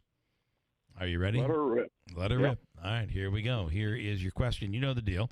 You'll have 7 seconds to answer. It comes from the Hobeika Law Firm, Joseph and Andrew Hobeika at 315-724-1600 for all of your legal needs. And here we go with your question. The legendary Santa's Workshop in New York's North Pole has been around for decades. It opened July 1st of what year? Ready, go. 1953. Did it open in 1953? The clue was decade. Decades. Very close. 1949. Oh, he said it with confidence. And I thought you knew. I've been up there a few times. I did too as a kid, but it's still open. You know, that place is still open. And you can bring kids and grandkids up there and let them see. And actually, you can get the postmark of North Pole, New York, if you're sending out something up there, too. Yeah. So. All right, Sergio, I'm sorry. I thought we were going somewhere. And, the brand new area code, $350 winner. Everything would have been great going into the weekend. We're going to give you the all-in-one food and fun card. You know, it's a $25 gift card. The Comet's open next weekend. And it'll be good for the gift shop there, any of the food, Taylor and the Cook, Aquavino, Babes, and the list goes on. You stand by, and Davey's going to hook you up. Very good. Thank you. All right, Sergio. Thanks so much. Sergio, the first he becomes, that'll be our big question in a year. Who was the first caller ever to call into the show with a 680 area code? I'm pretty sure that was Sergio and Ilian. It happened back on October 3rd. There are a total of 16 counties that have some use of the 680 area code. Onondaga, Oneida, St. Lawrence, Oswego, Jefferson, Madison, Cayuga, Herkimer, Wayne, Lewis, Ontario, Seneca, Yates, Fulton, Otsego, and Shenango. Okay. And the biggest percentage of 680 numbers come out of St. Lawrence County. In Oneida County, 10% of the 10% of the phones here, 10% of the 680 phone numbers in use come out of Oneida County. Okay. I don't think there's that many of them. I don't think there's that many either. As we get more phones, it's going to be, that's where the Correct. problem's going to be.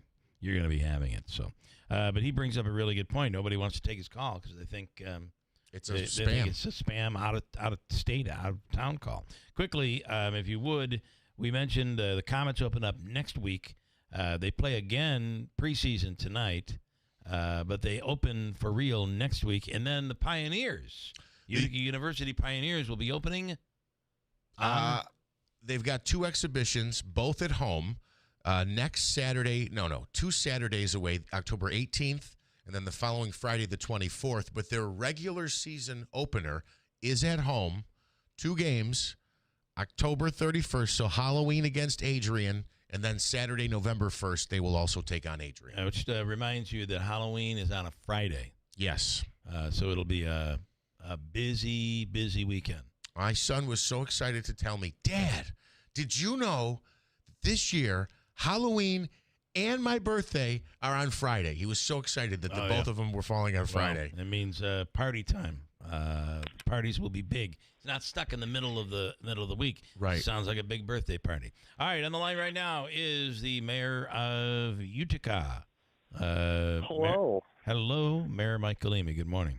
Good morning. Good morning. So, pretty nice interview that just led up to mine. Area codes in the North Pole. I like it. Yes, that is. Did you know that we have this 680 area code? I could never remember what it was. So I did know, but like you said, I don't remember it ever happening. I went through that whole shenanigan in Rochester when I was at school when they did the whole 518, 716, and it was like chaos. But I literally just watched that Seinfeld episode yesterday when Elaine loses her 212 area code and no one can contact her because she still had to dial 1. But yeah, it's crazy. Yeah, it is. And remember, what happened is you never used to have to dial the area code. 15 years ago, we didn't have to dial the area code when you dialed a number. Now you don't even know. You don't even know what number you're calling because you just say call so and so to your phone and it just calls. So my furnace, believe it or not, it's getting cold, right? I've got a 5-digit phone number on my furnace. Oh, right. When my furnace was installed in like the 30s. Yeah, so, you know, 5 more digits. numbers. 5 So that'd digits. Yeah. Wow. So that would be. They used to like in the valley. You used to.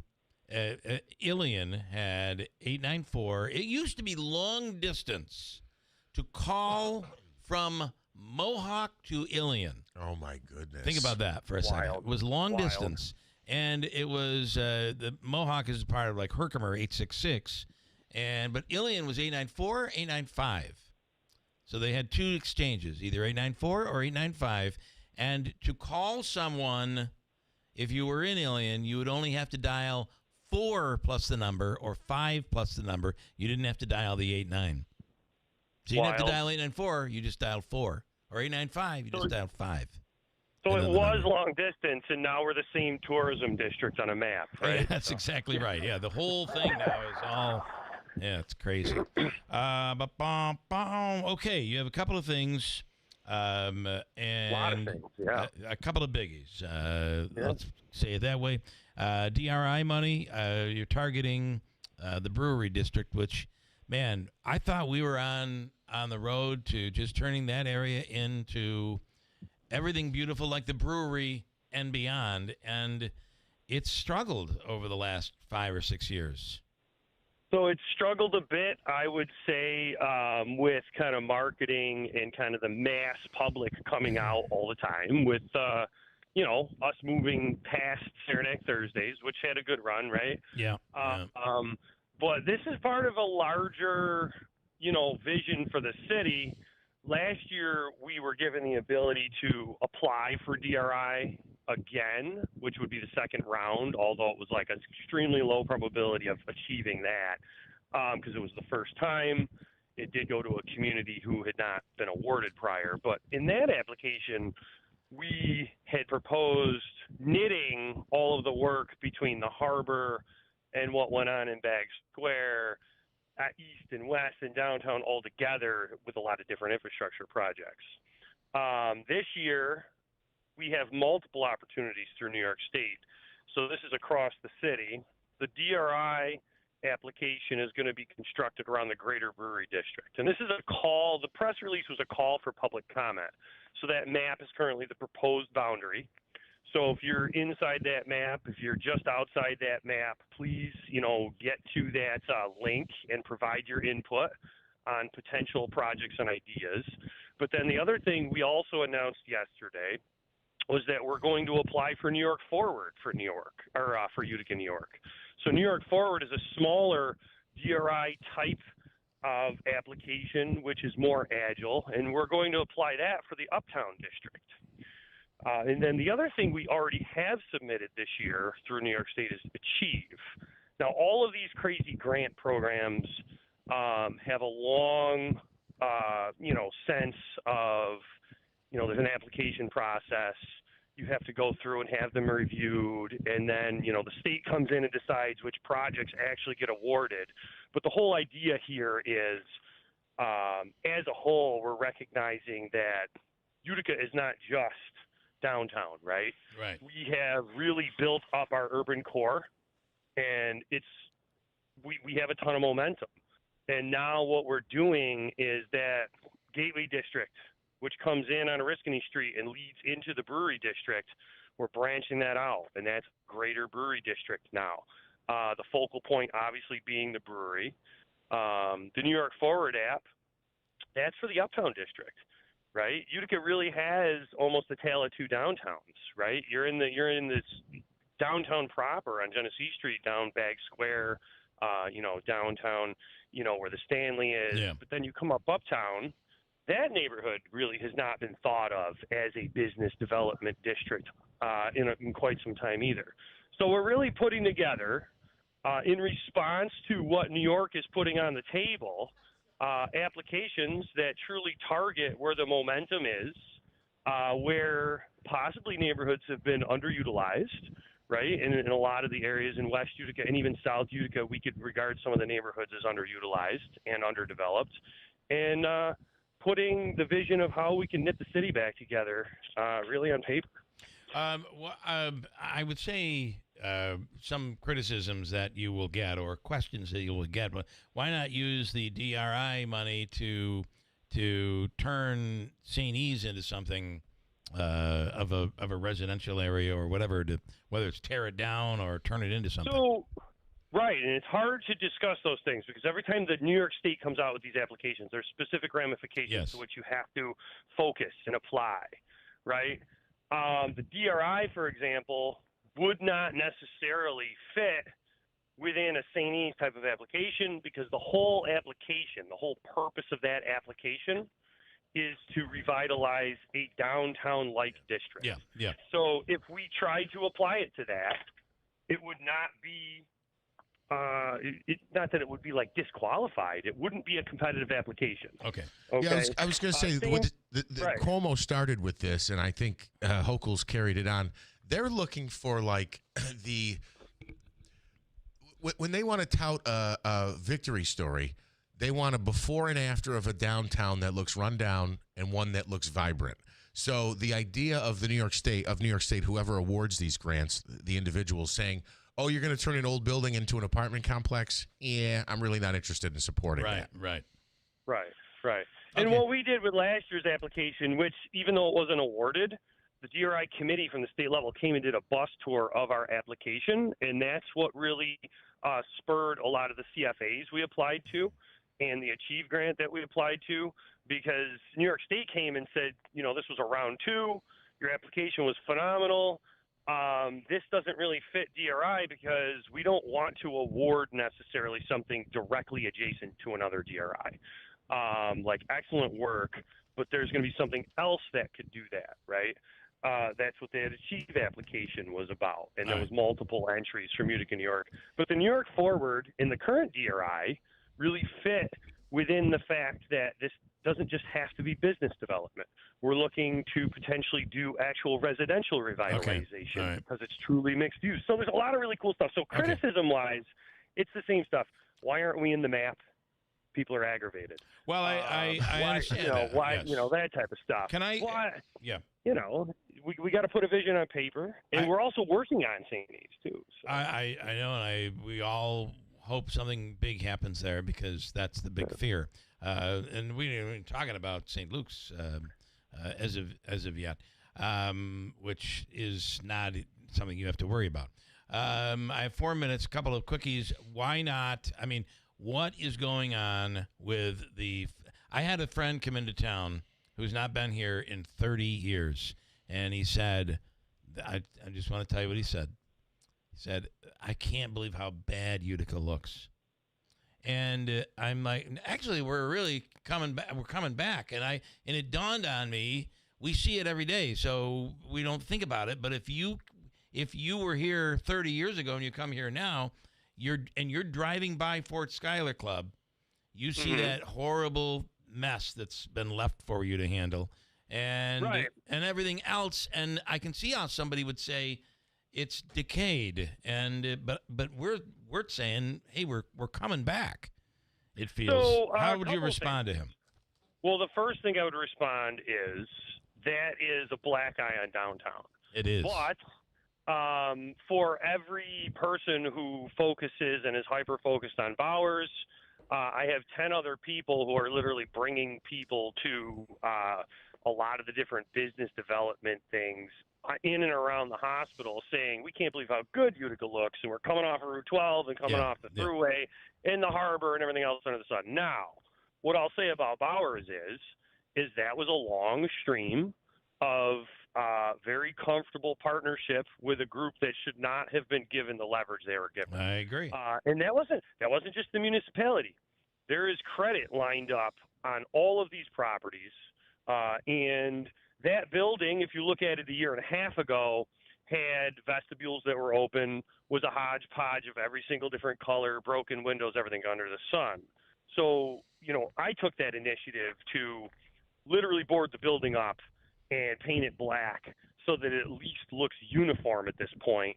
And as far as Bowers is concerned, there's multiple things going on with their properties. Okay. The actual Kempf block was never city-owned, which is why the city can't, quote, take it back. Everyone says, why don't you just take the building back? Because it was never ours. So that one in particular, 1900 Bleecker, 501 Bleecker, the Kempf building, the New Century building, we have every other day different filings coming in from creditors, and we can't believe how many creditors there are. A lot of those buildings were over-leveraged to the tune of multiple millions of dollars, sometimes 5 and 6x what the buildings are worth, which is why now Bowers also has trouble actually figuring out what to do with those buildings. So this is going to be a problem for a while. Well, it's not necessarily going to be for a while. We're making a lot of headway. 501 Bleecker has been induced. Someone's purchasing that. That's the one across from the firehouse.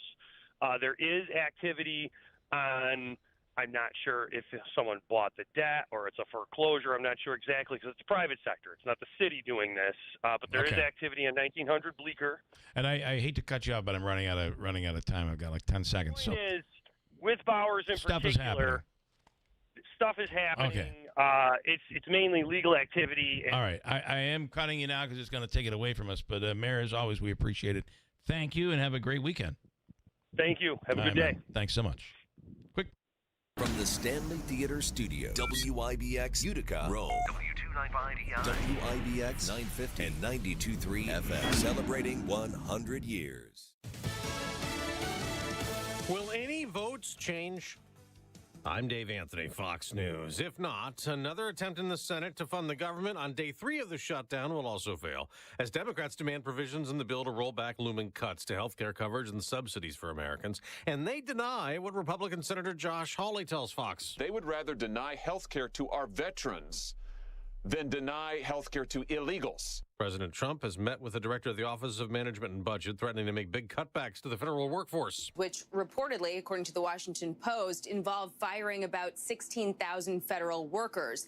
There are about 750,000 who are furloughed right now. But when we start to see this happening and how long it lasts also depends on how long the shutdown itself is. There are reportedly some concerns it could bring on legal challenges, though, over regulations to federal layoffs and prohibited expenses during a shutdown like severance payments. Fox's Jackie Heinrich at the White House, and we've just learned the Trump administration's put $2 billion in infrastructure projects on hold in Chicago, days after halting transportation projects in New York City. And also because of the shutdown, the jobs and unemployment report for September that was going to be released this hour won't be.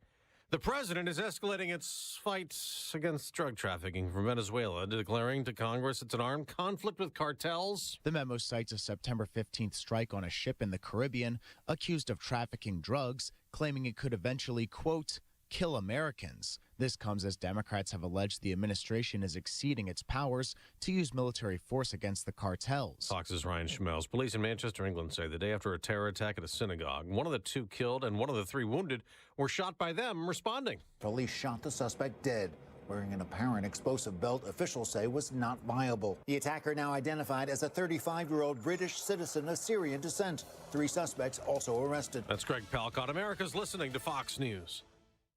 You ever wonder why Verizon charges twice as much as Pure Talk for the same basic service? Think it might have something to do with the fact that Verizon spends $12 billion a year on advertising and promotion? That's billion with a B? Yeah.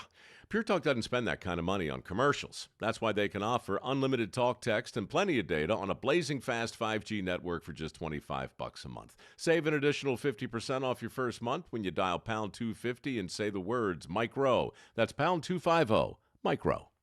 Wesley Financial Group is not a law firm, and Chuck McDowell definitely not an attorney. This is Chuck. If someone talked you into buying something really silly and you want to get out of that silly little thing, my advice, get the facts. Call me and I'll send you our timeshare exit kit absolutely free. Inside, you'll learn how timeshare works and all your options for cancellation. Call Wesley now for your free timeshare exit information kit. 800-809-7171. That's 800-809-7171.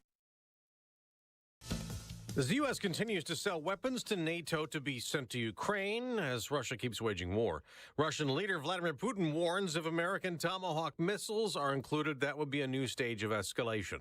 After President Trump's summit with Putin in Alaska in August failed to produce the face-to-face talks with Ukraine's leader that the president pushed for. Now, European leaders are considering something else, making the Russians mad. Germany is leading the charge to lend Ukraine $165 billion from Russian funds seized in Europe. But at a summit in Copenhagen, Denmark, it became clear that not everyone agrees. Most of the assets are in Belgium, a country whose leader insists the legal and financial risks of such a move must be shared. The Kremlin has condemned the proposal as pure theft. The summit also heard from Ukrainian President Volodymyr Zelensky, who warned that Russia was stepping up its destructive actions. Jonathan Savage, Fox News. On Wall Street, stock futures are rising the day after the Dow and the Nasdaq hit record highs. It's a big morning for Swifties listening to new music.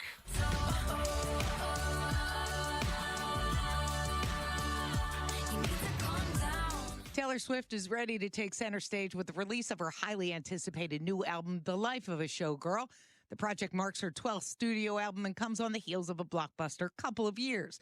That's all Swift breaks streaming records and packed stadiums worldwide on her Eras tour.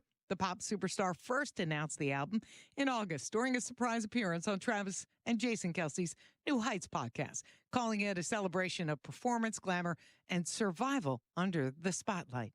Michelle Polino, Fox News. In the baseball playoffs, the New York Yankees shut out Boston last night to advance. The Chicago Cubs and Detroit Tigers also won to move on to the next round. On Thursday Night Football, San Francisco beat the LA Rams in overtime. I'm Dave Anthony, and this is Fox News. We have sunshine, 47 degrees. Good morning. I'm Jeff Manaski, WIBX 950 AM, 92.3 FM. News time is 8:05. Governor Kathy Hochul, due to ongoing dry conditions across the state, has issued a temporary burn ban. It went into effect yesterday and will remain in place until October 15th. A drought watch is also in place for the rest of New York State, except for New York City and Westchester County. Those you are asked to conserve water by watering lawns only when necessary, reusing water collected in rain barrels, and washing only full loads of dishes or laundry. Now, most outdoor fires are off limits. Let us explain. There's no burning of brush, debris, or open campfires. However, small controlled backyard fires are still okay. Backyard fire pits or contained campfires under 3 feet high or less than 4 feet wide are okay. Tiny cooking fires are allowed as well. You can read more on that at WIBX950.com. New York State Senator Joe Griffo teaming up with several agencies, the Oneida Herkimer Solid Waste Authority, Confidata, and the state DEC to host an e-recycling event tomorrow, but it's more than just electronics. The public is invited to drop off electronics like TVs, computers, and other devices for free and safe disposal. Also, confidential documents can be taken for shredding, and old or expired prescription medications, no sharps or needles, can be dropped off as well. Plus, they'll take unused or unwanted cell phones to be collected for Cell Phones for Soldiers. It's happening tomorrow from 10 to 2 at the Oneida Herkimer Recycling Center on Sewage Plant Road in the city of Utica. More information on that on our website as well. WIBX 950 AM, 92.3 FM News Time, 8:07. Here's a look at your forecast. The warmer weather continuing to push in already this morning, up a couple degrees from 24 hours ago, and up a few this afternoon with lots of sunshine. Sky forecast is easy. Sunny 75. Tonight, clear upper 40s. North Country a little cooler. Sunny over the weekend with highs near or above 80 degrees. Next chance of showers in here Tuesday. From the Weather Channel, I'm meteorologist Ray Stejik, WIBX 950 AM and 92.3 FM. Right now, sunshine, 47 degrees at 8:08. All right, in sports, the Yankees advance. Smitty, you're going to have to help me with his name because I don't want to curse on the air again. He had 12 strikeouts last night. Cam Slitler. Slitler. The SCH is what threw me. I was really trying to pronounce it there. Struck out 12 Red Sox last night. Is it Schlitt or Slit? I think it's Schlitt. Schlitt.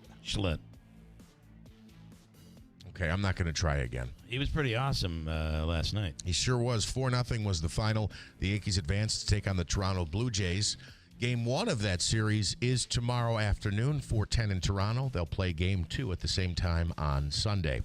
Elsewhere in the baseball playoffs, the Cubs get rid of the Padres. They now advance to take on the Milwaukee Brewers in the NLDS. And the Seattle Mariners will now host the Detroit Tigers, who knocked off the Guardians yesterday to advance to the next round. Thursday night football last night, the San Francisco 49ers make a stop on 4th down to hold off the Rams 26-23 in OT. Amazingly, we are to week 6 already in the NFL. Mac Jones completed 33 of 49 pass attempts, 342 yards, and 2 touchdowns, filling in for the injured Brock Purdy. The Niners improved to 4-1 on the season. The Rams dropped to 3-2. NFL action this weekend. The Giants look to make it 2 straight victories when they visit the New Orleans Saints on Sunday. The Jets hosting the Cowboys at MetLife Stadium on Sunday afternoon. Sunday night football features the Buffalo Bills and the New England Patriots as the Bills look to continue their hot streak to start the season. College football coming up. Syracuse 3-2. They'll visit SMU tomorrow afternoon. Utica University will visit Cortland, who is ranked 20th in the nation. I also want to mention here the Devils continue their preseason as they beat the Rangers 3-1 last night. The Utica Comets fell to the Syracuse Crunch in preseason action 3-2. They'll visit Syracuse for their final preseason game coming up tonight. The Comets kick off the season next Friday night, 7 o'clock at the Adirondack Bank Center, as they host the Cleveland Monsters for the first of 2 games next weekend. Smitty, Dave, Smitty or Bill, what am I forgetting here in sports? I feel like I've left something out. Colgate travels to Ithaca that played Cornell. Utica University, as Bill said, is on the road against Cortland State, and Hamilton hits the road against Wesleyan. Thank you, Smitty. All right, good stuff. We have a bunch to get to this hour. Including picks on some of those games. Some picks. Scott and Kirkville will make some predictions. Another big week of winning last week for him. He's found his groove. A lot of his jokes fall flat, but his picks are often winners. Picks are good. He does in game, and let me tell you, I've seen it firsthand the last couple weeks. Mm-hmm. He's successful. Ryan Schmelz on the government shutdown. How long is this thing going to last? Some predicting it'll come to a close by the end of next week. And I have to tell you, it was interesting yesterday. Tim Reed pointed it out because it looked like a typo. We talked to Ryan Schmelz in the 8 o'clock hour yesterday, but just before we talked to him, we were joined by Utica Comets captain Ryan Schmelzer. We went from Schmelzer to Schmelz. I just think it's funny. I don't know. I thought I was driving down the road listening. That's right. In fact, we talked to you yesterday. Quick break. Hold tight. Coming right back. We'll get those picks from Scott coming up at WIBX. Beautiful woodwork adds warmth and charm to any kitchen. But years of use can leave your cabinets worn and faded. When you call Enhance, we'll make your cabinets as good as new again in as little as 1 day for a lot less than you'd pay for traditional refinishing or replacements. Whether you want to renew your cabinet's original finish or completely change their color, just tell us the look you want and we'll help you get it. Or bring your hardwood floors back to life.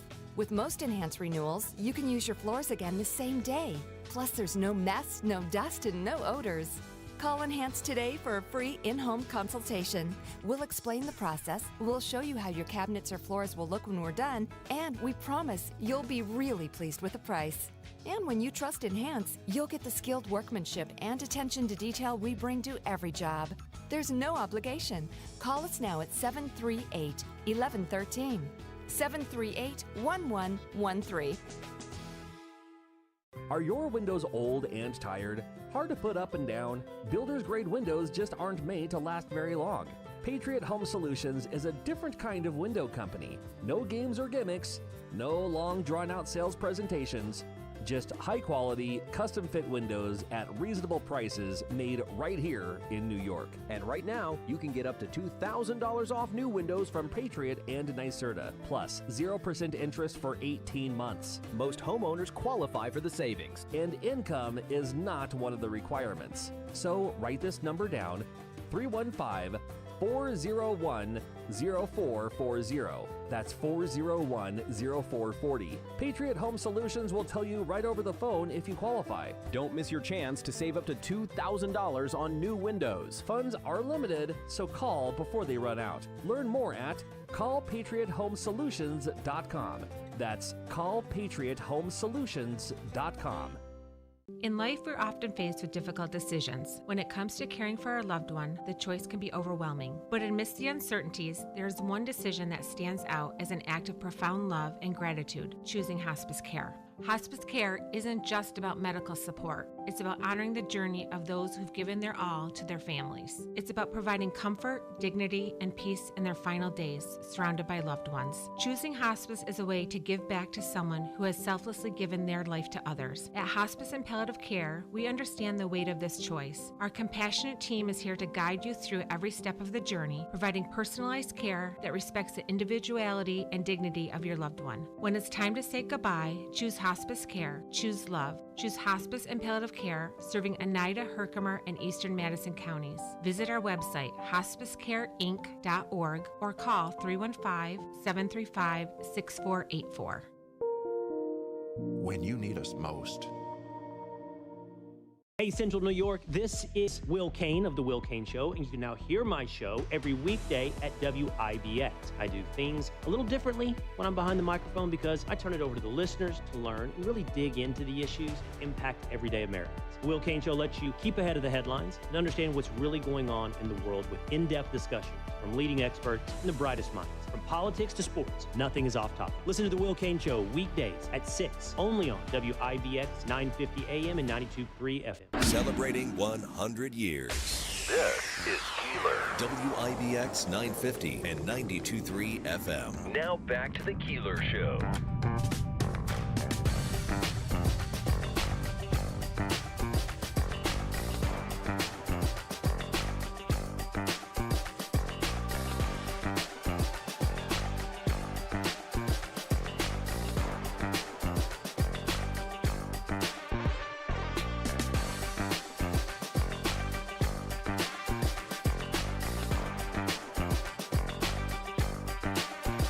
Well, good morning. Good morning. It's 8:15.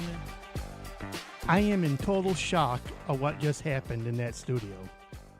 What happened, Me Davey? too. That was a polished newscast, if I don't You if I had say so me. myself. You had me turn off the air because you are too cold. Well, it's chilly. Well, I started running it at 5:30 when I got here. I'm glad you did. I appreciate that.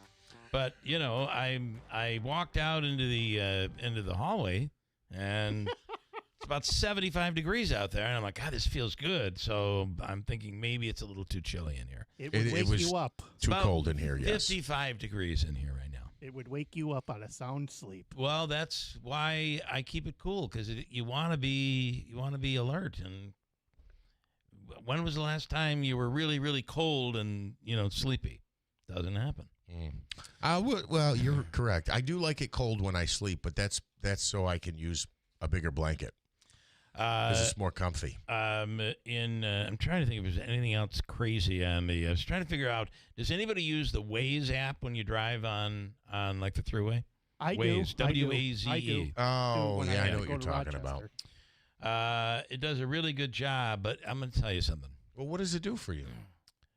It's like using Apple Maps or Google Maps. Okay. So it'll do your directions. Apple Maps has just made a really big improvement with their operating system, and I think that is really good for directing you when you're driving, because sometimes it screws you up, and it's tough to keep track. But there's enough, like it'll say, in 3 stoplights, turn right. Okay. Go through 2 stoplights. At the third, turn right. And then when you go through that one, go through the next stoplight, and the one after that, turn right. So it gives you that warning, and it's pretty helpful. But what Waze does is, number one, if there's construction, it'll show you. And sometimes it'll offer you an alternate route. So it's like if you're on the thruway and there's an accident, it'll say you might be better off getting off exit, the Canajoharie exit, and then take Route 5 because traffic is stopped between Canajoharie and Amsterdam. It'll tell you that. Okay. And you get off, and you'll save a ton of time, and you'll not be stuck in that traffic. The other thing it does is if there's something in the road, it'll scare the urine out of you. Like if like you a think, deer? This is what it does. You're driving along, you're playing your music, everything's going, and then watch out. It just yells at you like, watch out. It's a woman's voice doing it. And I swear to you, I jump out of my seat when she does that. and there's an obstacle in the road, or car parked on the side of the road, or police officer speed check ahead. Mm-hmm. That's a good tip. And it also does the ones that are, if you're driving in a city and they have the ones on the telephone pole where there's a speed camera, it'll do those too. So because those if you try to whip through, like a light turns yellow and then it goes red and you're underneath it, you're going to get a ticket. Now those are also civil tickets, right? I don't know how they do that. Because they have to. For instance, if I was driving your vehicle, it's not fair to assess you points and a traffic ticket. Well, I think they can actually see inside your car who's in the car. Well, I don't know how they do it. It's so the same thing with the school bus. If you drive by a school bus, and that's another thing. I was following a school bus and I stopped. people behind you are ready to kill you. It's like, keep going. They don't look at the school bus stops like we do. You don't have to stop, it seems. I don't know. Just keep driving. That's not true. It's weird. You do have to stop. Scott is in Kirkville. Good morning, Scott. I wish there was a Waze app that would say, stop. You're going to lose this bet. Don't make it. Well, actually, I'm in my Plus Mobile soundproof studio right now. Oh, nice. I was afraid that I was going to oversleep, so I came out early, put the childproof locks in, so I couldn't get out of my mobile studio. The funny thing is, your green room is a lot bigger than mine. Mine's the back seat, and we can't put. Okay. There isn't enough room for the juice bar yet, but I wouldn't mind having daylight donuts in the green rooms. I don't know how far they actually deliver. Do they deliver? Well, they'll deliver if somebody goes and picks it up. Yeah. Okay. I mean, everything delivers today with Uber Drive, Uber Food, or whatever, and all that stuff. Yeah. Now, good news for Kirkville. Now, if Magani the commie wins, there's understanding. I heard there was a rumor that the stock exchange might move to Kirkville. Interesting. There may not be one if he wins. It's funny because being in the city, we're watching obviously the TV in the hotel room, and a Cuomo commercial came on. So this war between Cuomo and him is really big in New York. But you could have taken Cuomo's commercial and planted it in Utica, because it was like, we're going to, if I'm elected, I'm going to get the homeless off the street and into clinics and get them the help they need. We're going to cut down on crime and youth violence. I mean, what does it sound like? What is it? It sounds like we're having the same problems they're having, and it never used to be that way. I don't know what's going on up here.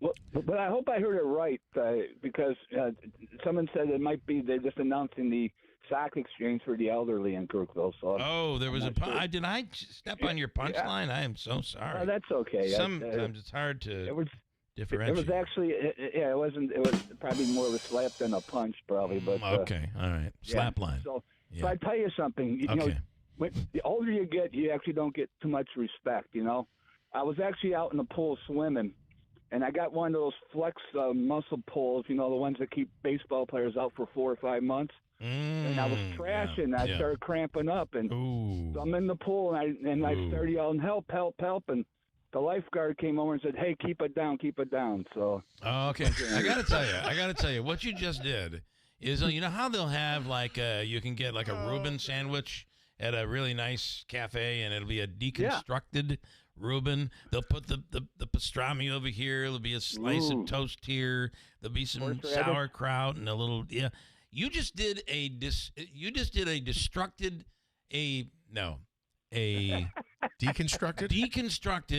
Rodney Dangerfield joke, and it completely changed the whole joke. It completely changed the whole thing. Okay, we're playing build your own jokes here with build your own.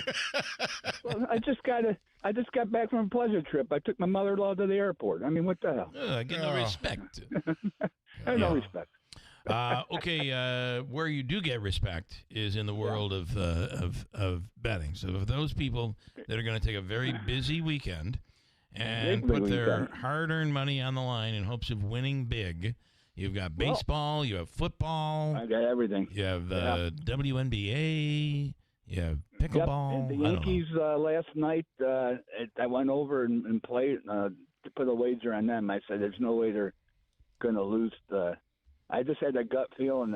Boston won the first game, and I just thought that the Yankees were going to come back and win it. And they had to give up substantial, because I knew they were going to be a big favorite. You had to give up if you wanted to win 100, 160. Right? Yeah, they were. I think they were big favorites. Yeah, they're big favorites. But that's the big thing with baseball, is that most of it's money line. If you want to go other ways, so be it. But that's why if you bet the Yankees, they win 95 games, you probably lost money, because every time you bet them, you had to give up substantial amounts. So when they lose the 60 games, 65, that kind of makes up for the 95 wins normally. So you have to pick and choose. Baseball is one of those things where I don't know.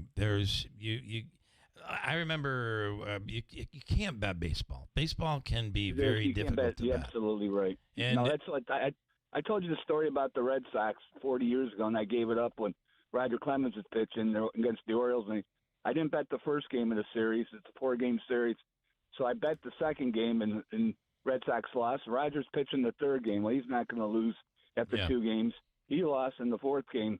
Lost first time the Orioles swept Boston, a 4-game series in Boston in 25 years, and all of a sudden you're down and stuff. So I said, forget it. But that's what's about playoffs and stuff.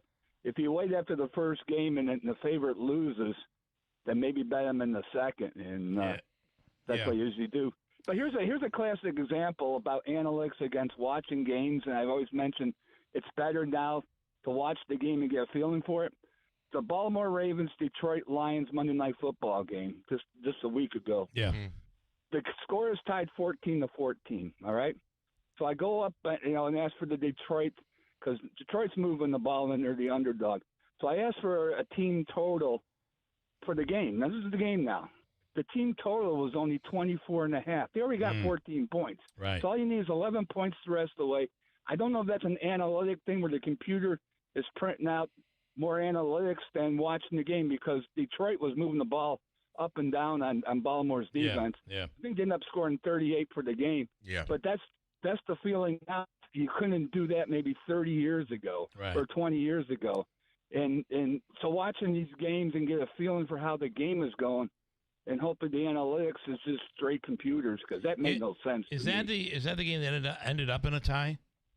No, that was the Monday Night Football game where it was 38-30. Which game was the tie? The Dallas game. They're talking about Dallas and Green Bay. So do you know that game? That game, I have a friend who put $100 on that game to end in a tie.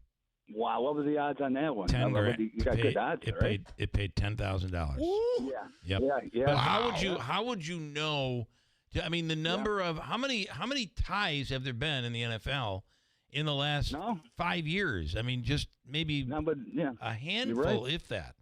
I mean, it's one thing to go into overtime, but to end in a tie, that pays usually about 10 grand. But how would you know to pick that?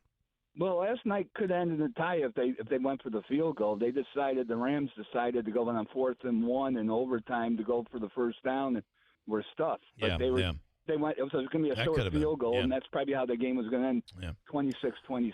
But that's about us watching the games, and it's not betting it. But I just couldn't believe it. I'm sitting there, and I thought when he told me that 24.5 when they got 14 at halftime, I mean, that's all you need is 11 points the second half. It's like, whoa, anybody watching this game? Any thoughts on Syracuse SMU tomorrow? Yeah, there was 3 games I thought if they could score, they have a puncher's chance for upsets. I still think the season is salvageable if you're going to go 6 wins. I think there's enough awards on Boston College and North Carolina, maybe Pittsburgh. If they win 3 games at home, they win 6. The games I thought, like an SMU, could be picked up, is predicated on scoring. I think Syracuse is going to have to score at least between 30 and 35 to win this game. And we just don't know. It's the unknown. It was a bad first game.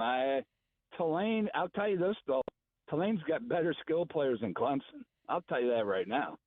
I mean, that's incredible. I didn't realize how fast Duke was, speed-wise. Wow. And I don't know how money talks, because I don't think Duke was a football factory. And you got an $8 million quarterback, and I don't know how much they spent for the receivers and that running back. That's what's happened to college football, right? You don't all of a sudden a team can buy their way into competitiveness. So this game for Syracuse, though, this could go. This could be a good game, but it could also be horribly ugly. It could be ugly if they can't score. SMU, and I thought they were just a one-hit wonder, and they've kind of proved that. Baylor beat them there. They lost to, I think, TCU, and they score points. The defense is a little iffy, and that's why I thought. The thing about this new quarterback, and we're going to find out if it's him or not, but his progression as far as and his passing, he locks onto that first target, and he's going to throw it no matter what. And that was great about McCord and the quarterback before Stevens. It's like they seem to find that second, third primary when the receiver that's supposed to going to get the ball was covered, and McCord especially. I mean, he might. I'd be interested to see Pena's now making a ton of money for Penn State. How many times he wasn't the number one target on that pass? Maybe the third target because McCord said, "Okay, this guy's covered. We're going to Pena," and that's the biggest thing right now. You just don't know yet. Don't know. Yeah, you don't know what you're going to get out of this. That don't actually look that good doing their progression. I will tell you this: if McCord, if the quarterback for Syracuse, what's his name, that got hurt, Stephen Jelly. And Jelly, he comes back. He comes back next year, and Syracuse puts a little money into. He's available for the next 2 years. Yep, 2 years. That could be really. Will he stay for that time? That could be really big. By the way, Syracuse tomorrow, 17.5-point underdogs. Which is the same as Clemson. Interesting. They go play Clemson. They were 17. Yep. You go play SMU, which didn't think they were good as Clemson, but we're going to find out. There's 17 there. Duke was a favorite at Syracuse, which you never thought that would ever going to happen. Thinking Syracuse more of a football than Duke was, but it wasn't. I mean, I was impressed. This is skill positions in Duke. Yeah, well, they crushed them. And then if you could leave people with just maybe 2 picks, your favorite picks that they could run with for the weekend. Okay. Notre Dame is playing my boys in Boise, and I think they can name the score. The team total's around 40 right now, and if you look what Notre Dame's been scoring, 56 last week. On the road, and they scored 40 against A&M. So I think that's real good. The Duke, they're playing at California. It's a 10:30 yard time. So they were getting their team total is only 27. I didn't think California had a good defense. So if we'll find Luke or not, I like that over. Okay. And in the NFL, take the Chargers team total over 25, and let's do your Bills there. They've covered every week on the team totals so far, and right now it's about 30. Let's go over Bills, give you guys something to look for. Michigan State, Kathy, on the road against Nebraska, getting 11. They seem to play hard and have been covering. They covered against USC. All right. So let's hope they can cover the 11 against Nebraska. Okay, Scott. Good stuff, man.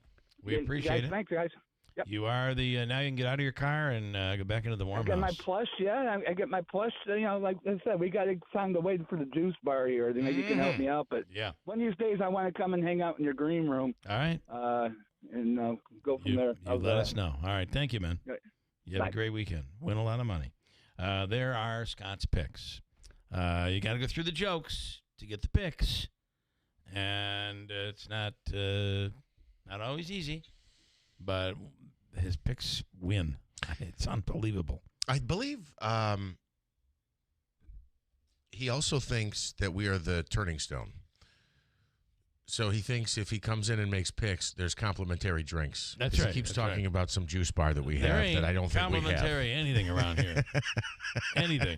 All right, hold on. Update on the news coming up. Also, we'll talk about this cheese festival. Huge crowds come to Little Falls tomorrow, this weekend, for the cheese festival. We'll talk about that. And Ryan Schmelz has news. Maybe it's breaking news on the government shutdown. We'll see. Coming up at WIBX. Mattress Express's free adjustable base promotion is on. Come on, pick it out any king or queen set in the store except Tempur-Pedic and get upgraded to an adjustable base at no extra charge. You heard me right. And we have no credit check payment plans. Okay, all signed up. Easy. Now let's run payroll. What the? Hey girl, I'm you with more gusto. Nice. Who's that? New social media manager, hired and onboarded with gusto. And spoiler, we're kind of famous now. Wait, we're famous? Oh, well, I'm famous. Payroll, benefits, and HR. Designed and built for small businesses. Choose a future with gusto. Do you spend half your day walking or standing while working? If you have foot, knee, or low back pain, the Good Feet store wants to help you like we helped Tony. Pain that I experience the most is foot pain from being on my feet all day. You're having to kind of talk to yourself through the whole shift, like, I got this, I can do this. Before, I felt defeated, and now it's like, all right, let's go. I'm ready. A whole new life, like sunshine coming on. And here's Dennis.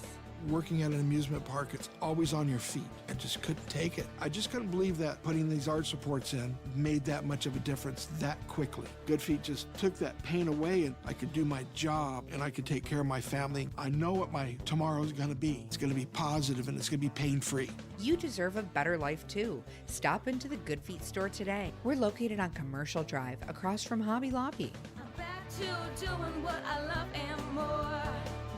Thanks to the Good Feet store. Thanks to the Good Feet store. I'm Ed Evans, CEO of Consumer Cellular. Ever wonder why Big Wireless wants you on an unlimited plan? They probably want you to cover the cost of those 20-somethings using all that data every month. But most people 50 and up like me only use 12 gigs or less. Don't get bamboozled by Big Wireless. Switch to Consumer Cellular. Our plans start at just $20, and we use the same towers as the big guys. Join the millions who choose something better, because if you're not using all that data, you're probably getting used. Call 1-888-FREEDOM or visit consumercellular.com/facts. Plans include $5 credit for auto pay and e-billing. See site for additional facts. Former City of Utica Controller Mike Sermonaro is running for Utica City Controller in the November 4th election. Mike has unmatched leadership credentials serving residents of Utica. Please join us at a kickoff fundraising event to elect Mike Sermonaro as Utica City Controller at Stonebridge Golf and Country Club, Thursday, October 9th from 5:30 to 7:30 p.m. For ticket information, call 315-794-2265. Mike would be honored to once again serve the city as their Chief Financial Officer. Paid for by friends of Mike Sermonaro for Utica City Controller.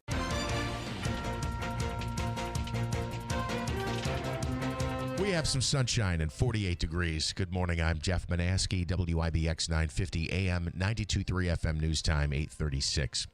President Trump is vowing to lay off federal employees if the government shutdown continues. Today is day 3 of the partial shutdown, and Democrats are showing no signs of budging over their demands on health care funding. On Thursday, Trump said he would use the shutdown to decide which, quote, Democratic agencies to close.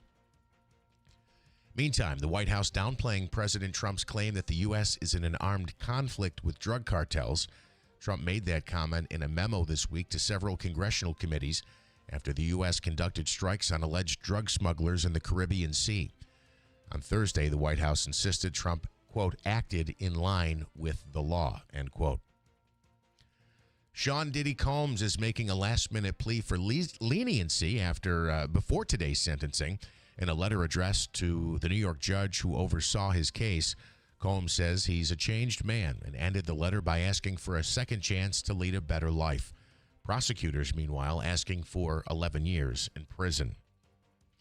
There will be no monthly jobs report this morning because of the government shutdown.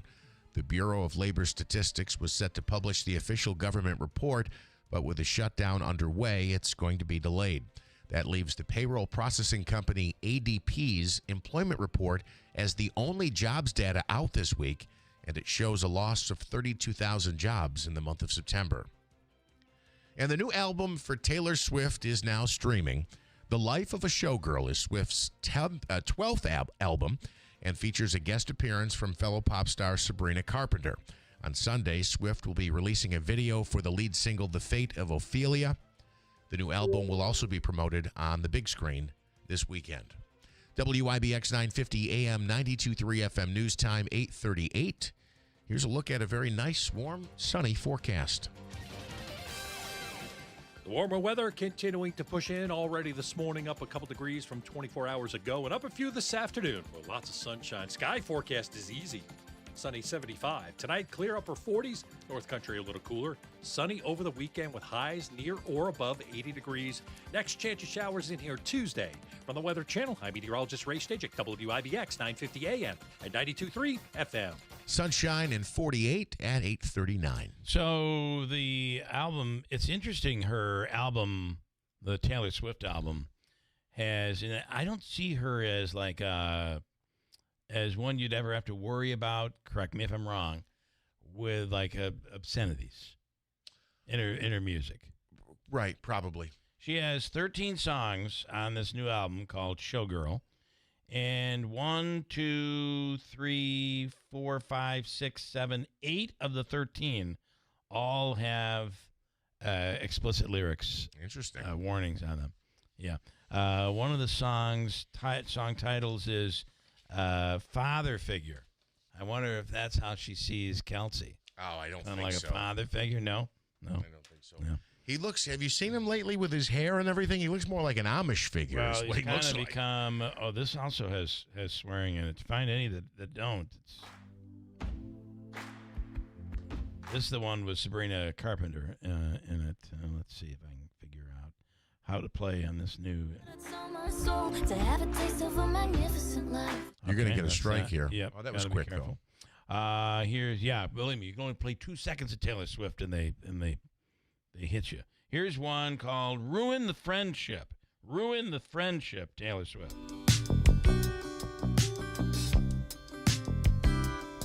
I gotta say, my wife is a big fan, and her last album came out. She didn't really like it.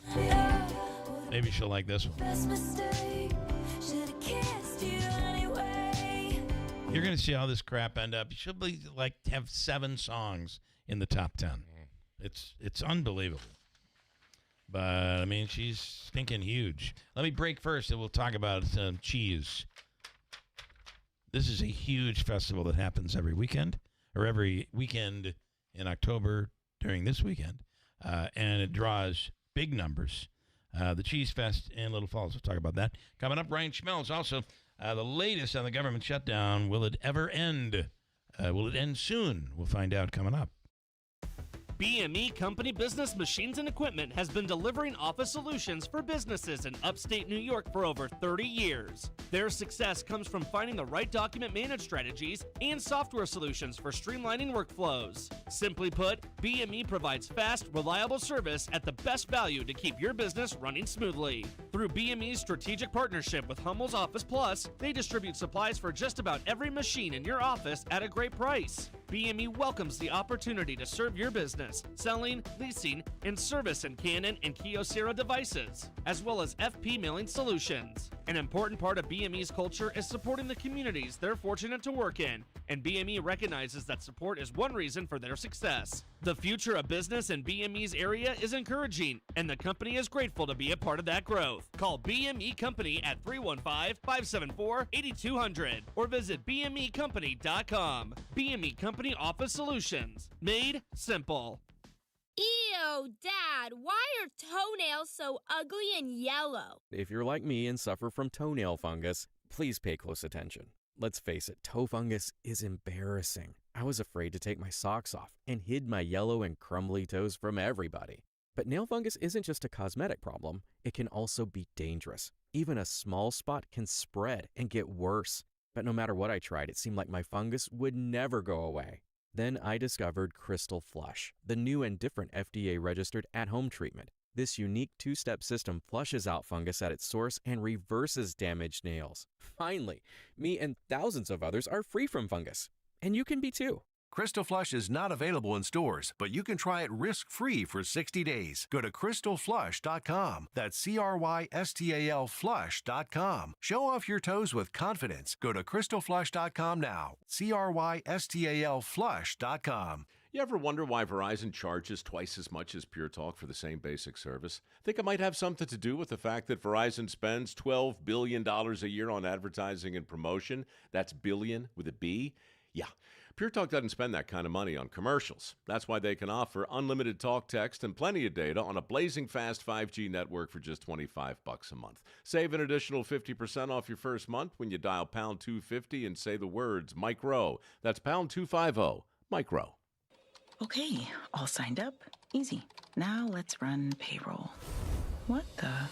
Hey girl, I'm you with more gusto. Nice. Who's that? New social media manager, hired and onboarded with gusto. And spoiler, we're kind of famous now. Wait, we're famous? Oh, well, I'm famous. Payroll, benefits, and HR. Designed and built for small businesses. Choose a future with gusto.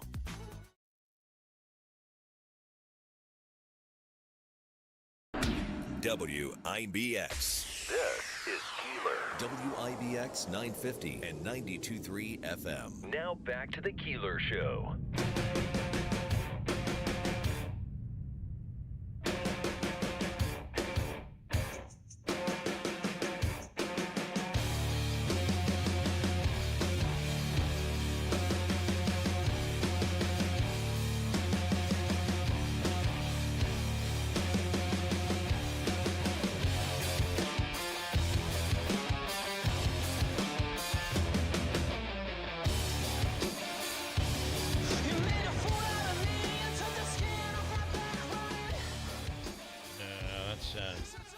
Yeah, that's quite a song there. Made a fool out of me, took the skin off my back. Remember that one? I don't either. I don't. Here is, this is a huge festival that happens in Little Falls every year at this time, the Little Falls Cheese Festival. Scott Nolan on the line right now. Scott, good morning. Thanks for coming on. Morning. Thanks for having me. So, listen, I played this thing up really big because it really is enormous. Like, yeah, the crowds you guys are... pull huge numbers for this festival every year. We do, and for our 10th, this is our 10th year doing this, and I know it is. This year we're just celebrating how well our festival is aged, especially because it good one. Started off. Yeah. Yeah. Saw what you did there. Thank you. It started off, a little uncertain. I mean, Little Falls has a long, proud history in the cheese industry. It had the world's largest cheese market, largest cheese market in the world through a chunk of the 1800s, and was setting the price of cheese. But yeah, that's the thing. I don't think people realize how big Little Falls was in the world of cheese. Oh, absolutely. For a while, I think they had the U.S.'s first cheese market. There would be over 200 cheesemakers regularly attending, and things coming down the Erie Canal there, and it was a big deal. Go ahead. Just some of the attractions that you'll be having this weekend, and how it all fits in. Yeah. So of course we are going to have just about every kind of cheese you can think of. There will be over 120 different types of cheese available through our vendors. We have more than just cheese, though. We have artisan foods and craft beverages, and they're all New York-based vendors. They're going to be running tomorrow. I should say the festival is tomorrow from 10 to 5, running the entire length of Main Street. We will have a variety of food trucks there. The Herkimer Home will be doing a demonstrations of 19th century processes of making cheese with like butter churns and such. Local musicians, and then because this is our 10th festival, we really wanted to celebrate it. So we're going to kick off the festival with Extra Sharp, which is a New Orleans-style second-line band that will parade down the length of Main Street there. We have, for fans of cozy mysteries and book readers, the New York State Cheese Council booth will host Karina Moss, who is an award-winning author of the Cheese Shop Mystery series. She writes books like Cheddar Off Dead and Case of the Blues. Okay. I know. I love all the puns that are going on here this segment. Yeah, absolutely. We do love our cheesy puns. So. And listen, the other part of this that's just incredible is let's see, I'm looking at tomorrow 79 and sunny. I mean, you're going to be almost 80 degrees. Full sunshine. This is abnormal for this time of year. Are you concerned about the weather's impact on the cheese? It's usually not this hot at this time of year. No, because when we started, for the first few years, the Cheese Festival was actually in July, and we actually moved it from July to get rid of the heat. October to get rid of the heat. Yeah. What I would recommend for people who are attending, especially if you're really going with a mindset of like, I am getting these specific cheeses and I want to get this, is to come early and bring a cooler. A lot of people bring coolers. I think, I believe our souvenir booth might actually have very, very inexpensive coolers. Those cooler bags. They can keep everything cool. So. All right, Scott, good stuff. Come on out tomorrow for the enormous Cheese Festival in Little Falls tomorrow. So thank you for the update, and good luck tomorrow. Thank you. All right. The weather will be on your side. That's excellent, and I just want to commend them because if I heard him correctly through several puns, he did say every vendor is from New York State. Yeah, it's all the That's fantastic. I love that local aspect of it. The Falcon Clinic, Ryan Schmell is coming right up here. The Falcon Clinic in Washington Mills. is planning to accept new patients sometime later this fall. Currently, they had such an influx of new patients, they had to put a pause on, and they're adding another provider, another doctor. But it's the area's premier osteopathic medical clinic, and you can call on them at any time, and they do a tremendous job. And as we said, they'll be accepting new patients coming up soon. Whether you need a new family doctor or you're just looking for that procedure that I do once a month, which is an osteopathic adjustment, if you will. It keeps everything. It's I feel like puts you into the best possible position where you're not going to have that bad backache or what have you. It's the Falcon Clinic. Dr. Shemolinsky, Dr. Zielinski, physicians all under one roof in Washington Mills, the Falcon Clinic. Ryan Schmelz with Fox News Radio on the line right now. Ryan, good morning. And good morning. So, is there an early end, as everybody's predicting, that this will be a short-lived government shutdown? Are you seeing any signs of that to be true? I mean, if we get 5 Democrats to flip today, then this thing is over. But we don't know if that's going to happen. They need 60 votes to break the filibuster on a stopgap measure to fund the government until November. But so far they've gotten 3 of the 8 Democrats they need. They might need to get 5 more, but we'll see if that happens today. Go ahead. What Democratic the president said the longer this goes on, it gives him more time to determine which Democratic agencies that need to be shut down. What falls? I'm sure EPA is one, but what falls into the Democratic agencies category? Well, I think they're just kind of reduced staff and trying to eliminate some of those offices that have been appropriated by the Congress. You know, the Congress approves funding for the government. So whatever offices, there could be little offices within the EPA, you know, related to climate, energy, and whatnot. You know, they can start making some cuts and slashing those in order to keep the government functioning while it's in a shutdown mode. So, you know, this is not permanently. Not permanently. You're just talking. Okay. Well, maybe they might possibly be able to permanently, but yeah, I mean, but of course that's going to be challenged in the courts the minute that they do that, and then of course then you have a big legal battle that happens from there. This is unprecedented. It really is. I mean, we've never seen this approach by a president or an administration to avoid a shutdown like this. The other thing that is, and I guess people are okay with it, the very political statements like memes of Chuck Schumer wearing a sombrero, but on government websites, which is something that is really unheard of, and normally those government sites are not political, but those days are gone, it seems. Yeah, a little bit. Yes, the Republicans, or at least the White House, is very adamant on blaming the Democrats for the shutdown, and they have put that everywhere across their government websites and said that it's their fault that the government is shut down. And they're saying that some of these layoffs that could happen, some of these cuts that could happen, it's the Democrats' fault. And I mean, look, one of the things you could watch for today is to see if that's what that got some Democrats to flip their vote. If they just got fed up with how some of these funding cuts are going and how it's impacting their states, they just say, you know what, we have no choice. We can't do it.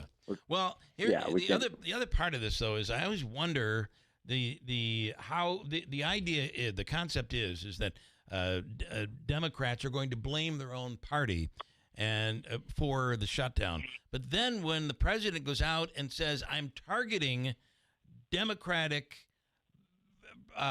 priorities, so you have things that are, you know, the Democrats have pushed to have money for, those are the first places we're going to cut. We're going to cut the Democrat organizations, if there are any. But that kind of sends a message to Democrats that now they're going to be blaming Trump. I don't know that actually is in alignment with trying to see the Democrats end up taking the blame for this whole thing. It just turns it into such a partisan fight. I think at the end of the day, you're on one side, this is how you feel. You're on the other side, you feel exactly how you'd expect them to feel. Does that make any sense? Yeah, I mean, they could also make the argument that they're doing exactly what Chuck Schumer said they would do in March when he decided not to shut the government down, which is that we're going to reopen the government or make changes to the government to keep it functioning the way we want to. Yeah. So that's what the Trump administration is doing. They're prioritizing funding away from states where these senators voted no, and they're going to probably keep doing that. And they're going to start reducing the federal workforce, which are all things that Chuck Schumer warned could happen back in March, and they're just dealing with it now. Yeah. Okay. Interesting stuff. I don't know. I don't see, what is it, 5 Democrats? I don't see that today, but we'll see. We'll see. All right, good stuff. Ryan, have a. And by the way, were you rooting for the Yankees or were you rooting for the Red Sox? Both will be tough I didn't decisions. watch any of the game, to be honest with you. Turn it off. Yeah, as a Mets fan, I feel the same way. So, okay, good stuff, Ryan. Enjoy the weekend. You too. Thank you. All right, thanks, Ryan Schmelz, Fox News Radio. You talked about the video with Jeffries and Schumer, and I have to be honest, I laughed. I watched it a couple times for the comedic effect that I thought it was funny to hear Chuck Schumer in seat. Chuck Schumer, it was AI, saying Democrats are useless and, we're going to get the illegal immigrant vote because they don't speak English, so they don't understand. I'm paraphrasing how ineffective we are, et cetera.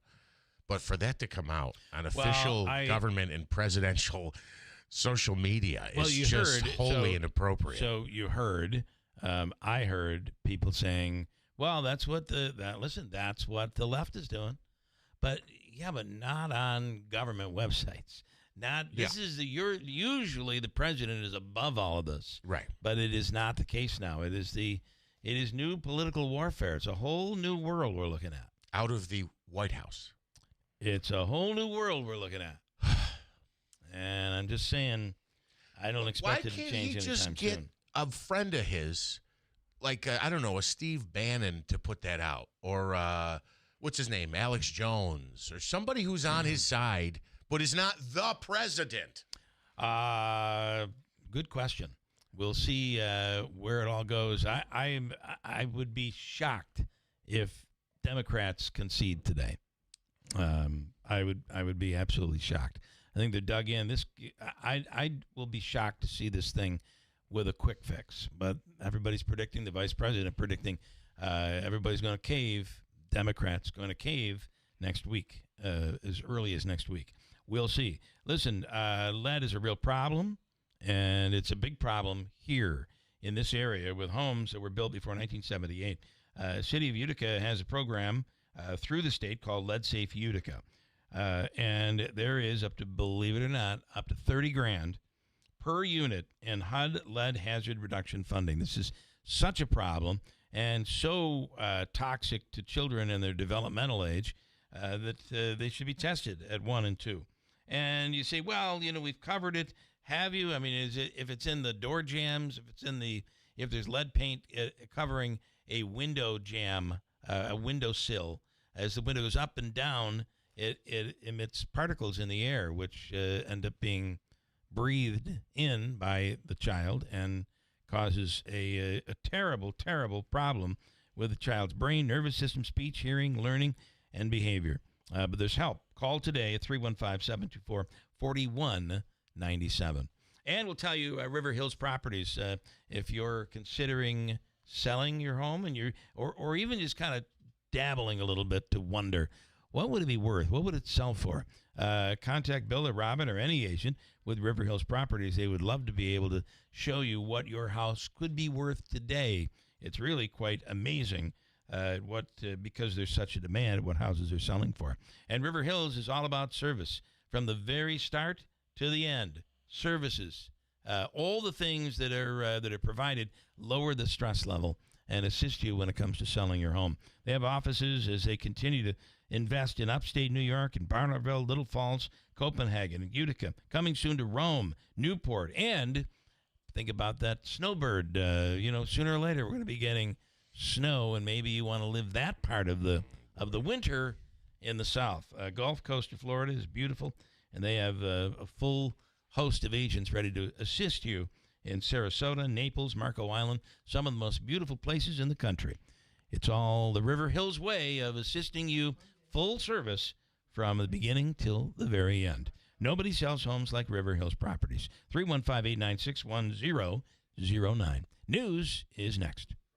From the Stanley Theater Studio, WIBX Utica, Rome. W295EI. WIBX 950 and 92.3 FM. Celebrating 100 years. It's a third day off the job for about 750,000 federal workers. I'm Dave Anthony, Fox News, and the Senate plans in their vote today to provide funding to reopen the government. But Democrats are expected to block it again, demanding provisions to roll back looming reductions in health care subsidies. And Senator Chris Coons tells Fox, "We are not fighting for health care for people who are here illegally. That's not true. We are fighting for health care for Americans." But Republican Senate Leader John Thune accuses Democrats of hardball politics driven by the demands far-left groups are making for Democrat Party leaders to put on a show of their opposition to President Trump. Now, the president is considering permanently laying off thousands of those furloughed federal workers. Writing on Truth Social, Democrats have given him an unprecedented opportunity. The shutdown is also keeping us more in the dark on the economy, so we won't get updates on things like inflation and the job market. The report on September's hiring and unemployment was not released this morning, as had been planned. It is sentencing day for Sean Diddy Combs in federal court in New York City on 2 prostitution-related convictions from the hip-hop singer and producer's sex scandal. He has sent a letter to the